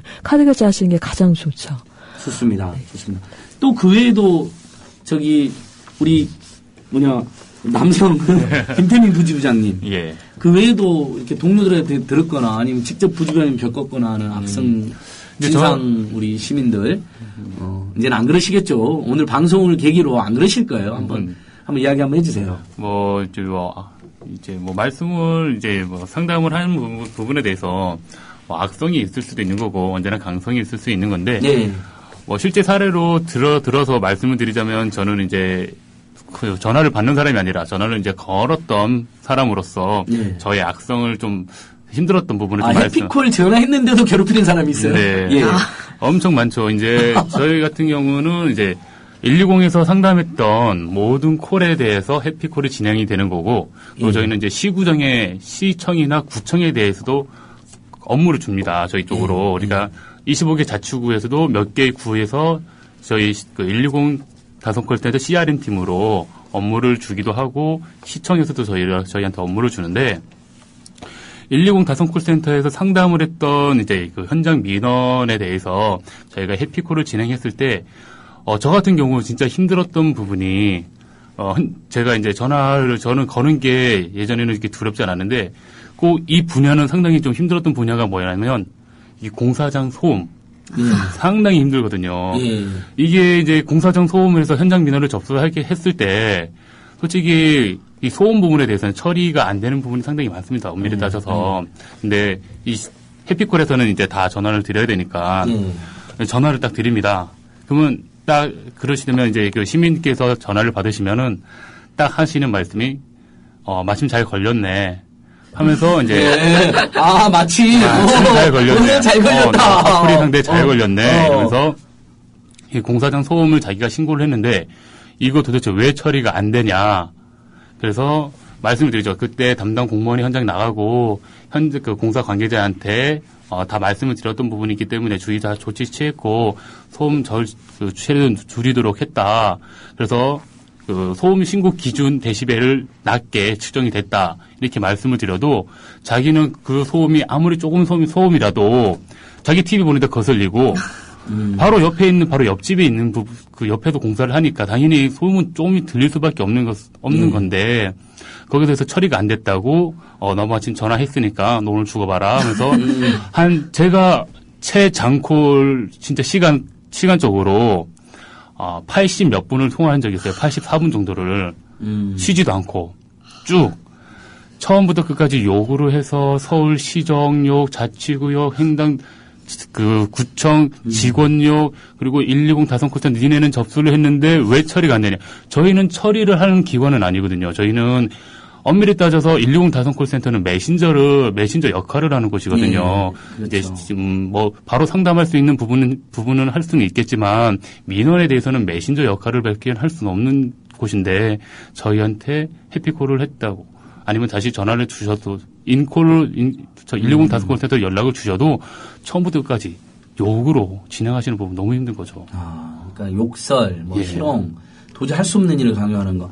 근데 이제 우리 뽀민 아빠님께서 우리가 모르는 서민에게 유용한 110 추천 서비스는 없나요? 이제 하셨는데 그것도 제가 이야기해 드릴 텐데 보니까 그 악성 민원 중에 음식점 찾는 민원인인데 포털 사이트 로드뷰 봐달라고 하고선 이 골목 좀 다 둘러보면 찾는 음식점은 안 나온다고 설명했지만 그러니까 110 센터에서 이걸 해주는 거네요. 그렇죠? 그러니까 네. 어느 음식점 찾고 있는데 상호만 정확히 되면 우리가 찾아주는 거네요. 그러니까 포털 그 로드뷰를 얼른 봐가지고 그러니까 지금 일단 아주 유용한 서비스 같은데 근데 청취자 여러분 너무 재밌는 게 그 음식점이 안 나온다고 우리 상담원께서 1시간 정도 통화를 했대 이분이랑 어찌나 괴롭혔는지 근데 나중에 알고 봤더니 민원인이 틀린 상호로 물어봤답니다.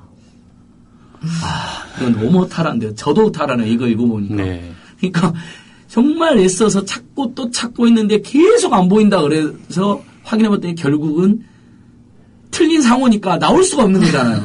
그렇죠. 그리고 1시간을 그럼 그날 하루 기분도 잡치고 온몸이 기진맥진할 것 같은데 이렇게 되면. 그럼요. 예.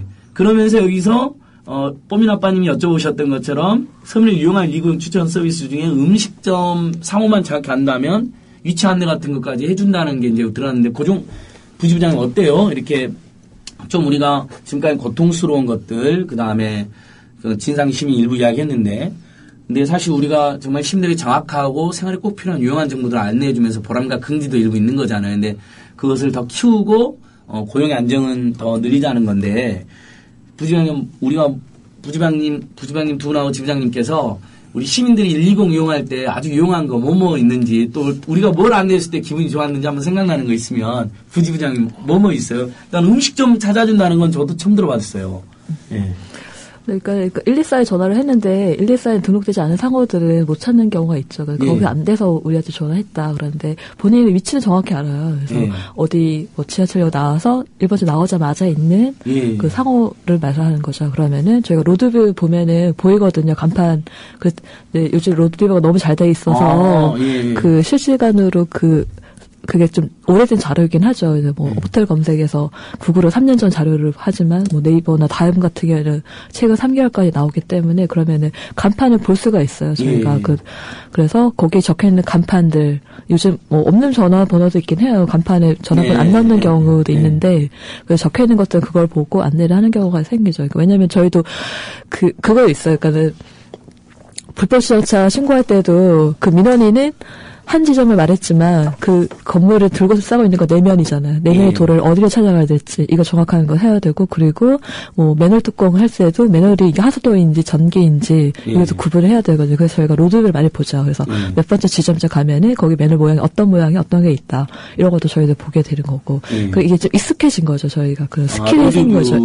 스킬이 늘어서. 네. 그러니까 그 114는 사용하고 번호만 찾아주기 네. 때문에 안내가 114가 안내니까 찾아주고 그러니까 기본적으로 시정, 구정, 뭐 교통, 외국인 상담까지 네. 기본적으로 그 업무를 담당하는 곳에 대한 연결이나 메신저는 다 될 뿐만 아니라 네. 그런 사실은 기대하지 않았던 그런 서비스까지 되는 거네요. 네. 그러니까, 그래서 그런 것도 예. 있고 또 예, 이제 각각 동주민센터 같으면 업무 담당자들이 실질적으로 민원을 상대하기 때문에 다음 민원이 대기하고 있는 거잖아요. 눈에 보이기 때문에 상세한 설명을 잘 못해요. 그런데 다산콜센터 같으면 저희가 뭐 본인이 뭐 대형 폐기물 신고를 해야 되는데 예. 어디로 신고해야 할지 잘 모르겠다. 그러면 인터넷 방법이나 아니면 대형업체 전화하는 방법이 있는데 예. 인터넷 경로 같으면 구청에서는 그냥 단순하게 어디 홈페이지로 가면 될 거예요. 이렇게 하면 뭐 담당자 아니면 그렇게 하면 설명하는 경우도 있죠. 동주민센터 같으면은 본인이 홈페이지 직접 안 봤으니까. 근데 저희는 그 데이터베이스가 돼 있어서 그 어떻게 들어가는지 경로라든지 저희가 다 이제 데이터베이스 만들어 놨거든요. 그래서 빨리 들어가는 조회 방법 그리고 서울시 홈페이지에서 본인이 몇 년도에 있던 자료도 뭐 고시라든지 이런 것도 보고 싶었는데 자료 안 찾아지는 것들 그리고 어디 담당자가 여기 가면 있다고 하는데 못 찾겠다 그런 것도 저희가 빨리 찾은 경우가 있거든요. 홈페이지도 저희가 익숙해져서 서울시 홈페이지가 어디에 가면 어떻게 있다 이런 것들을 저희가 일반 업무 하는 상담사들을 서울시 홈페이지 같은 것도 자세히 원래 이제 홈페이지 가면 좀 잘 못 찾는 분들이 있어요. 저도 그런 편인데 그러니까 기본적인 그런 시정과 구정과 수도와 교통과 관련된 뭐 정보와 안내뿐만 아니라 시민들이 좀 그 반복적으로 이렇게 질문 있는 경우는 쌓아놨다가 바로바로 어떤 요령을 만들어가지고 안내해 주는 거니까 웬만하면 우리의 고난 밖의 문제나 정보가 없는 게 아니면 웬만하면 다 안내가 되는 거라고 저도 들었거든요. 그러니까 그건 대단한 서비스네요. 그렇죠? 네, 그렇죠. 그리고 또 어떻게 보면은 뭐 각 자치구마다 건강검진이라든지 예방접종이라든지 그 성인 대상 예방접종 건강검진한테 항목이 다른 것들이 있어요. 거주민들 대상으로 하는 것들이 있고 그리고 일반 거주민 아닌 뭐 모든 주역과 상관없이 하는 것들 이런 것들 저희는 25개를 다 모아놨으니까 그런 거 안내되고 그리고 또 혼인신고할 때도 뭐 접수처라든지 이런 것도 많이 헷갈려 하시잖아요. 그렇죠. 근데 그런 것들도 그러니까 되고 예를 들면 결혼신고, 뭐 사망신고, 출생신고를 구청에 가서 해야 되니 동사무소에 가야 되니 뭐 이런 거 사람들이 옛날 알았어도 또 잊어먹기도 하니까 그런 거 뭐 바로 뭐 나오시는 거잖아요. 어디다 하는 거예요? 근데 혼인신고는? 동주민센터는 안 되고 구청만 가까운 주소에 상관없이 가까운 구청에서 출생신고 동주민센터 간다고 하면 거주 동주민센터 구청에 간다고 하면 주소에 상관없이 구청 이렇게 바로바로 나오네요. 그렇죠? 예, 시민 여러분 어떻습니까? 이렇게 시민 여러분이 궁금할 때 급할 때 꼭 필요한 정보가 알고 싶은데 헷갈릴 때 또 정말 필요한 공익적 신고를 할 때 우리가 예전에는 막 뭐 번호 자체를 알 수가 없었는데 120에 딱 눌러갖고 하면 웬만한 건 다 대신 도저히 고난이 안 되는 거 할 수 없는 일들은 양해를 구해 주시니까 그건 바로 이해하고 그 경우도 프로세스를 알려주시잖아요. 이 경우는 이래서 그러니까 어디에 연락을 한다거나 길러가거나 그러는 거니까 이 정도만 해도 저는 굉장한 엄청난 서비스인데 근데 아마 더 또 우리가 제가 시민 한 사람으로서 오늘 세 분한테 감사한 건 근데 반복적인 질문이 있거나 이 질문이 의미가 있어 보인다 그러면 여러분들께서 어떤 집단통이나 건의를 통해서 그런 질문에 대한 답까지도 점점 개선해 나가는 과정도 있는 거 아니에요. 지금 보면 이렇게 우리 부지부장 말씀 들어보면요. 그러니까 이렇게 중요한 일 해주신 분인데 정말 시민들이 도와주셔서 직접 고용해서 안정적으로 일하셨으면 좋겠네요. 지부장님. 네. 자, 근데 결국은 오늘 여기 이년님께서도 오늘 으라차차 깨알 생활정보까지 굿 이렇게 또 그러니까 120이 되게 고맙다 중요한 일 한다 그다음에 생활정보를 주는 곳이 사실 한국 사회가 그렇게 아주 친절한 사회가 아니잖아요. 그동안 뭐 특히 행정청의 태도 보면 그러니까 그런데 이런 일들을 지금 우리 콜센터에서 특히 전화 받는 직접 상담하시는 분들은 거의 100% 여성으로만 채워놨나요? 거의 100%는 아니고 저희 다산콜센터는 여성 비율이 한 86% 정도 되고요. 남성 상담원들이 15% 정도 되는. 해피콜 외에도. 해피콜은 혼자시고 보통 저희가 교통 안내도 저희가 하거든요. 교통 쪽에 조금 많이 있고 시구정 쪽에도 다. 교통 안내는 남성분들이 좀 많이 있고. 네, 그리고 이제 다른 부서에도 이제 업체마다 조금씩 남성 비율은 좀 다른데요. 그래도 남자가 다른 콜센터에 비해서 좀 많은 편이라고 알고 있습니다. 그러니까 대표적인 감정 노동인데 그 감정 노동이라는 건 사실 필요 이상의 감정을 쏟아붓게 되는 뭐 사실 모든 노동이라는 게 일부 감정이 이제 뭐 지식도 쓰고 그러는 건데 특히 이제 서비스 업종에서 감정 노동이 많잖아요. 네. 근데 그걸 왜 여성으로만 주로 채워놓게 됐을까? 저는 늘 그게 걱정인데 이제 그건 여자가 잘하니까 하고 일단 여자에게 고정되고 차별적인 어떤 성별 강요를 하는 측면이 크겠죠? 일단은 이제 제가 생각할 때 좀 여성적인 그런 내용들도 있겠지만은 지금 한국 사회에서 여성들의 노동이 저평가되어 있고 뭐 임금이나 이런 수준도 좀 낮은 분야는 또 여성들이 많잖아요. 특히나 이게 콜센터 같은 경우에는 그 임금이나 이런 게 또 높은 편은 아니잖아요. 전반적으로요. 그런 그 이점 때문에 여성들을 많이 하는 것 같고, 노동 조건 자체가 많이 안 좋기 때문에 남자들이 많이 유입되지 않는 경우도 있는 것 같아요. 그렇죠. 그것도 배경이 되는. 그러니까 그렇죠.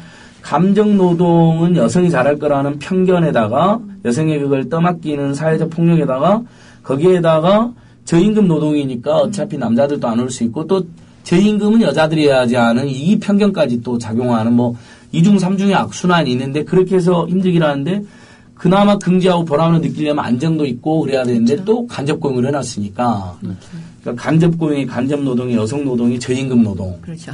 뭐 이런 거 그래서 심지어는 아파서 신종플루 유행할 때 제가 어떤 사연 봤는데 신종플루니까 옆에 동료가 신종플루여가지고 나도 옮은 것 같으니까 휴가를 안 줬다면서요. 왜 그런 일까지 저지른 거예요?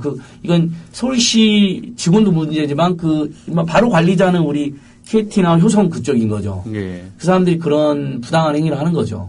네, 그렇습니다. 부지런히 그 부분만 한번 더 이야기 좀. 요즘 좀 많이 나아졌나요? 그 부분에 대해서는요? 예, 그 사례가 이제 있을 때가 노동조합이 있기 전이었습니다. 네. 역시 노조가 꼭 있어야 되니까. 노조 전에는 앞으로도 네가 빠지면 콜 못 받으니까 너 계속 일해. 아파도 일해. 뭐 이런 거였네. 예, 그런 부분도 없지 않아 있고. 신종플루 걸렸는데 세상에. 네, 그런 부분도 없지 않아 있고.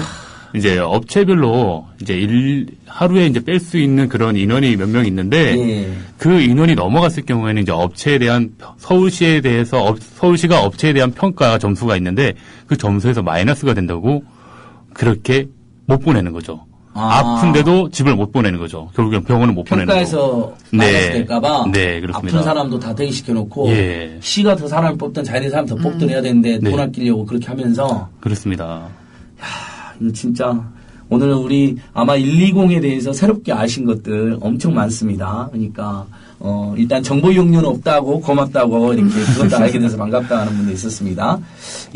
계속 이야기해가 보면 그래서 결국 이제 그 박원순 서울시장이랑 우리가 면담을 한번 했나요? 아직 직접적인 면담은 해보지는 못했습니다. 그러면 우리가 이제 시 관계자하고는 어떤 분을 만나게 된 거예요? 현재 그 박원순 시장님 바로 밑에 있는 시민봉사 담당가 있는 김선순 국장님이라고. 그러니까 국장님까지는 오이 국장하고 면담해서 용역 중이니까 좀 기다려달라. 뭐 요런. 뭐 업무 개선이라든가 이런 요구는 좀 많이는 진행을 했지만 아직 뭐 직고용에 관한 데에서는 아직 뭐.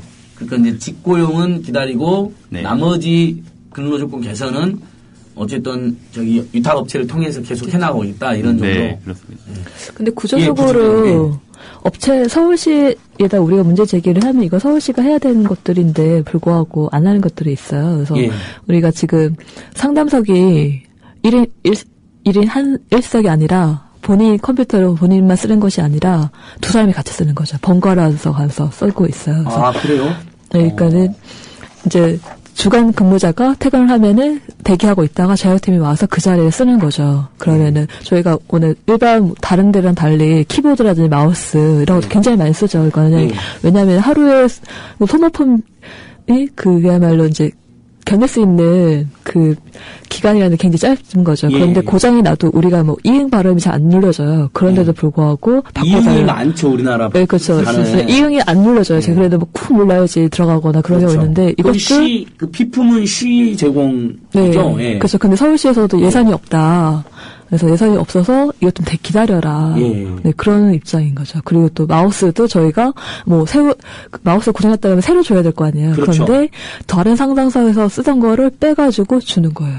그다음에 이 상담 공간이 매우 좁다고 들었는데 이게 굉장히 고도의 집중과 감정을 쏟는 거기 때문에 그러면 전화 받는 그 공간이라도 좀 더 쾌적하거나 넓거나 이러면 아주 뭐 인체공학적으로 훌륭해야 되거나 근데 그런 배려가 전혀 없다고 제가 들었거든요. 네, 그렇습니다. 부주는 어떠세요?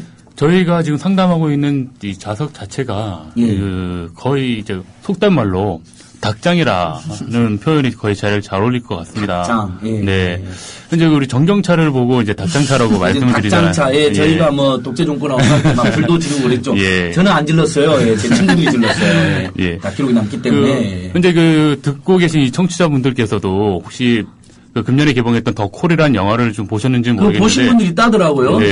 더 콜을 보시면은 9.11 대원들이 상담하는 그 좌석들을 보시면은 상당히 크고 넓고 상담사랑 상담사의 그 간격들이 있습니다. 그래서 개인 시간을 배려할 수 있고 자기 공간을 마련할 수 있는 공간이 있습니다. 그리고 상당히 좀 쾌적한 공간이시죠.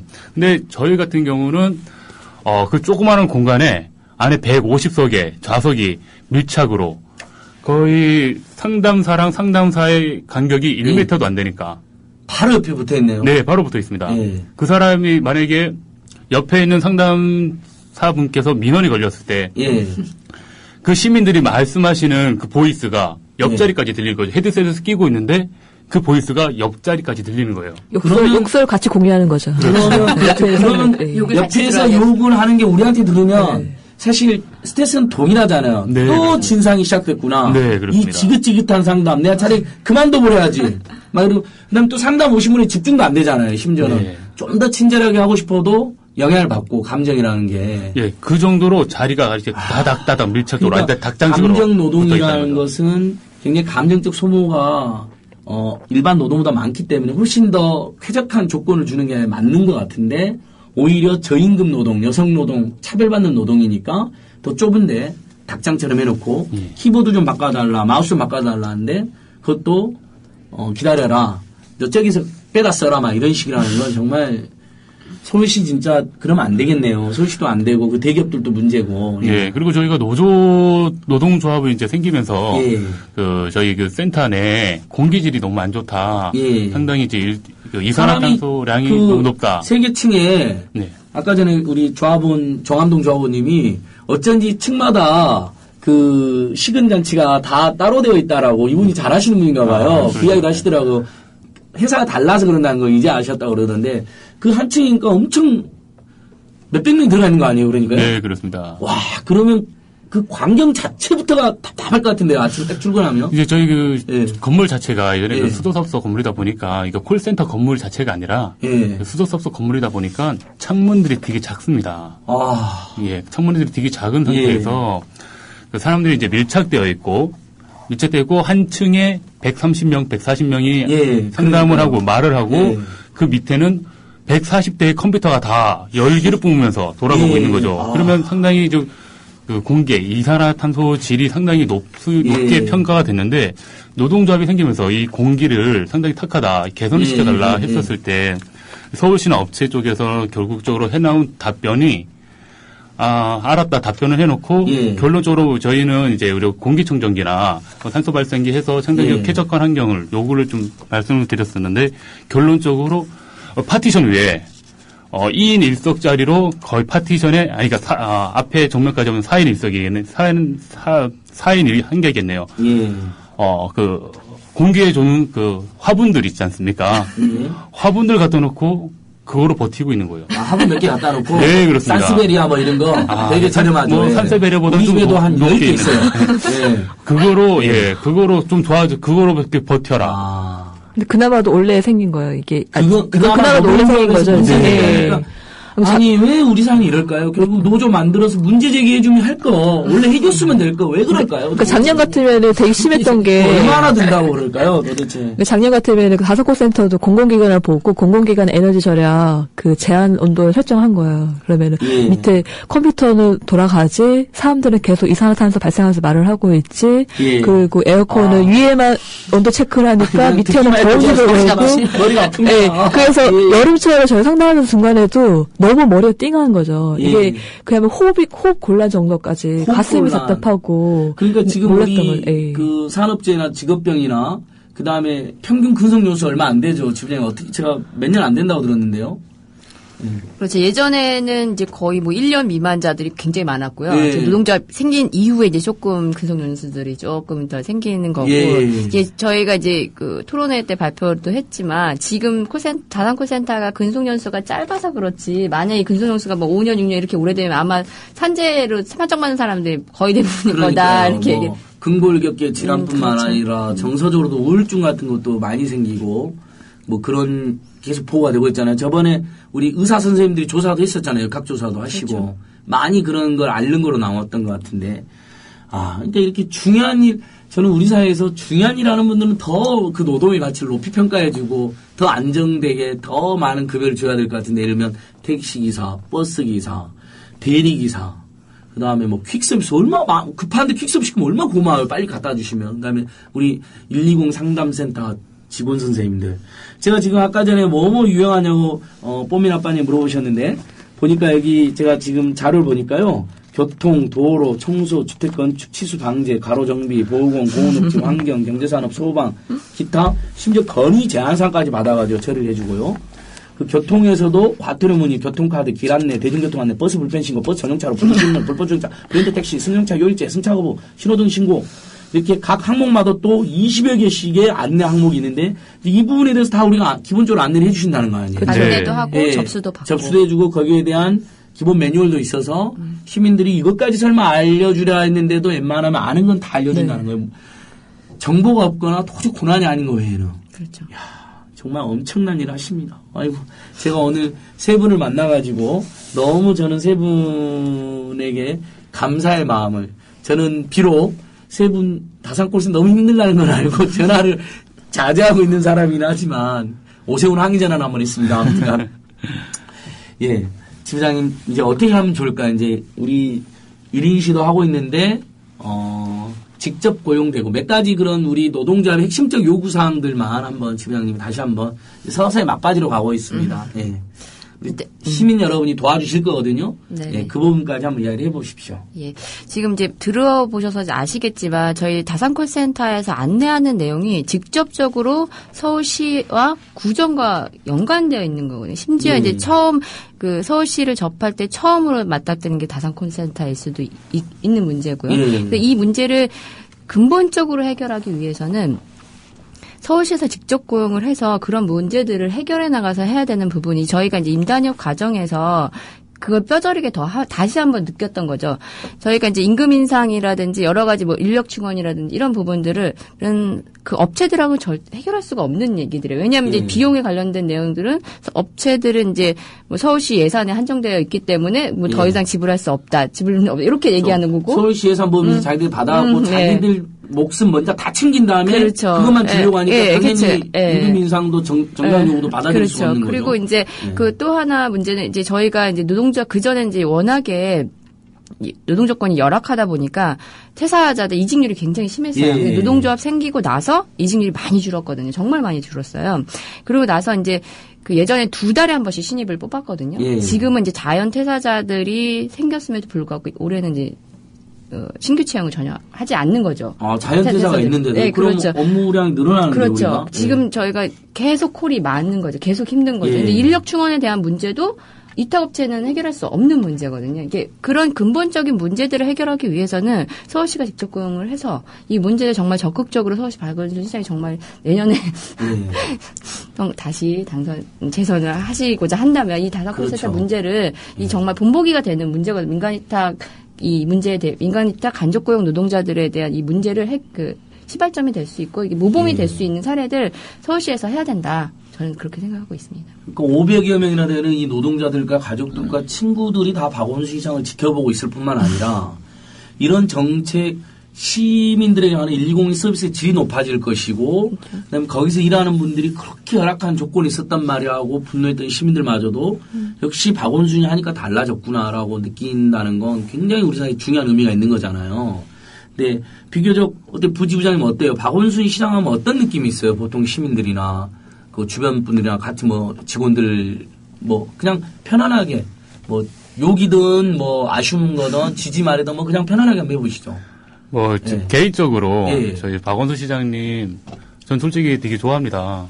상당히 이제 우리 청취자들도 좋아하는 분들이 엄청 많아요. 지금 계속 올라가요. 그러니까 우리들의 주장은 동의해주면서도 박원순 시장은 다를 것이다 이런 글들이 있는 거 보니까 뭔가 접점이 있을 것 같은데요, 그렇죠? 그렇죠.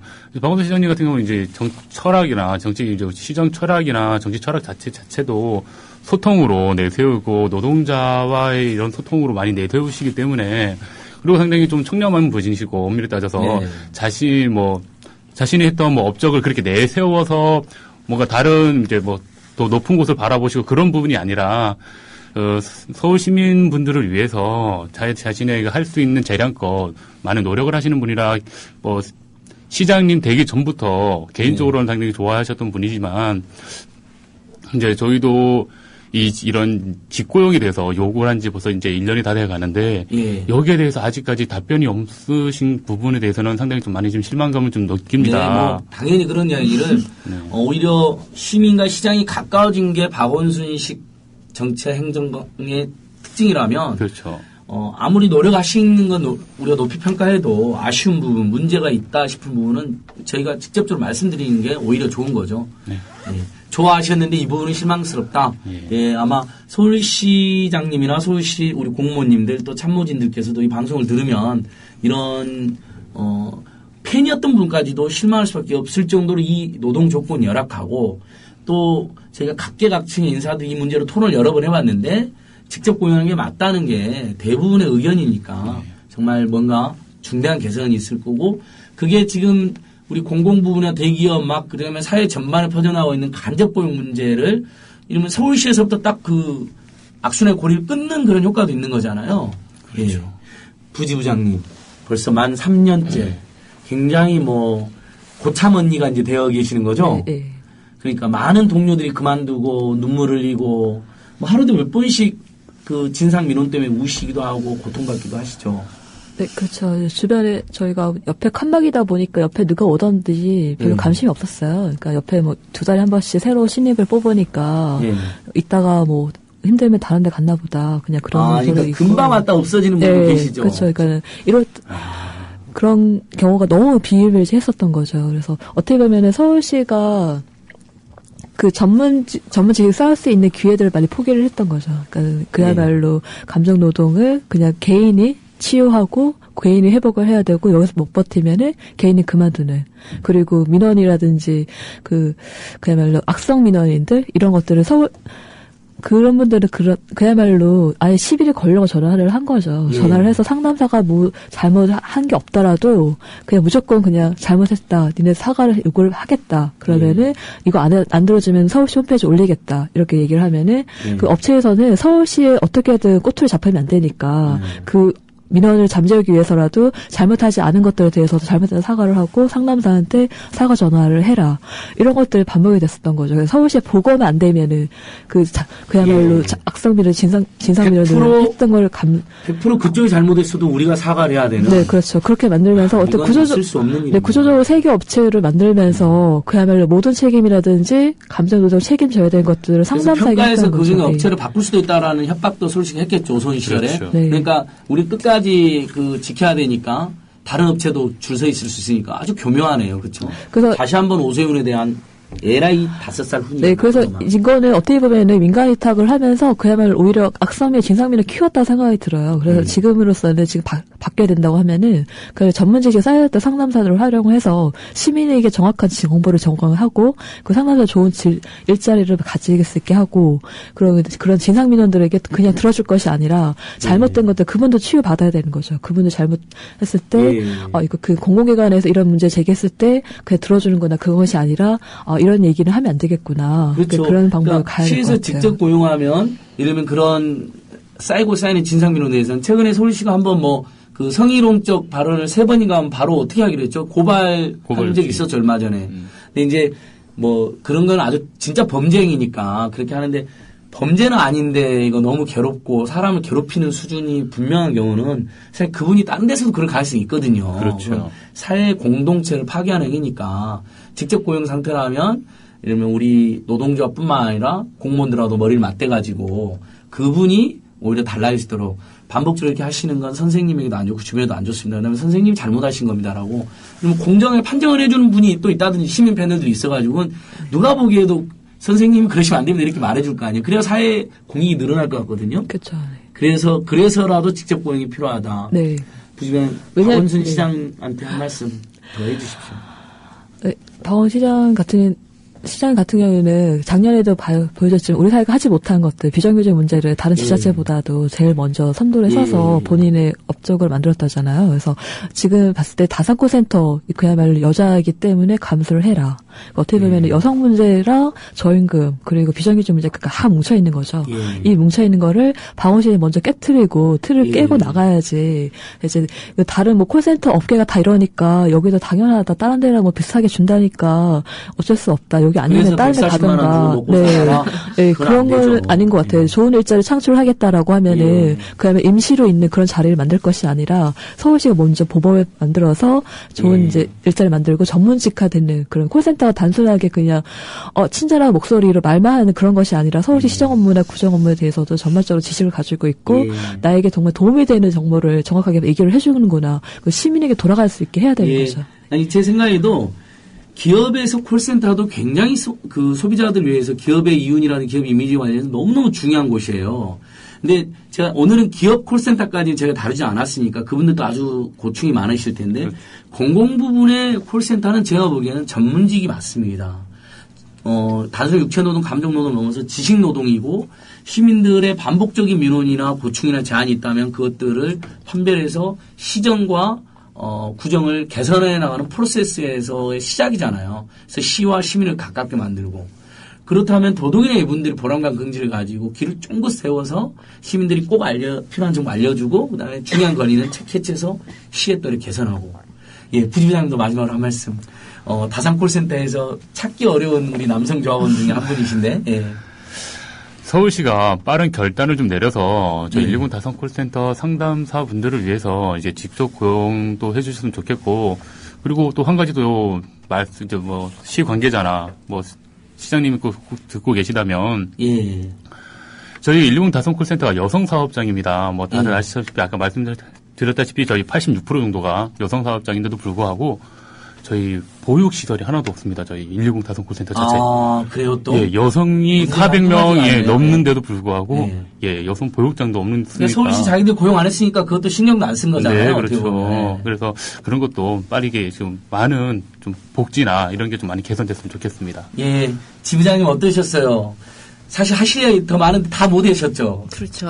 시민 여러분에게 마지막으로 한 말씀 해주십시오. 같이 마치죠. 다음 주에는 이제 은수위원 특집인데요. 민주당 을지로연의 우리 노동문제, 환경문제 전문가인 은수위원 특집인데 마지막으로 우리 지부장님 시민 여러분에게 연대의 메시지, 연대의 호소 메시지 부탁드립니다. 네, 지금 다산콜센터가 서울 시민들에게 직접 가장 가까이 저희 민원 서비스를 하는 건데요. 직접 고용될 수 있도록 시장님에게 같이 요구하고 하는 그런 자리가 되었으면 좋겠습니다. 그러면서 우리가 또 다른 이웃들의 문제에도 우리 다산콜센터가 노동자를 앞장서서 또 정치도 또 좋게 만드는 데도 앞장서실 거죠? 네. 또 국민TV도 응원해 주시고요. 네. 이런 좋은 언론이 또 좋은 정책을 만들고 또 좋은 정책이 좋은 시민을 만들고 또 좋은 시민이 우리 노동자를 도와주고 이렇게 상호 선순환 구조를 만들었으면 좋겠습니다.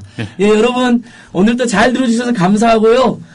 다음 주에는 은수미 의원 특집입니다. 여러분이 좋아하는 꼭 다음 주에도 다시 만나길 기원드리고요. 다들 고생하셨습니다. 인사하시죠, 여러분. 네. 안녕히 계십시오. 감사합니다.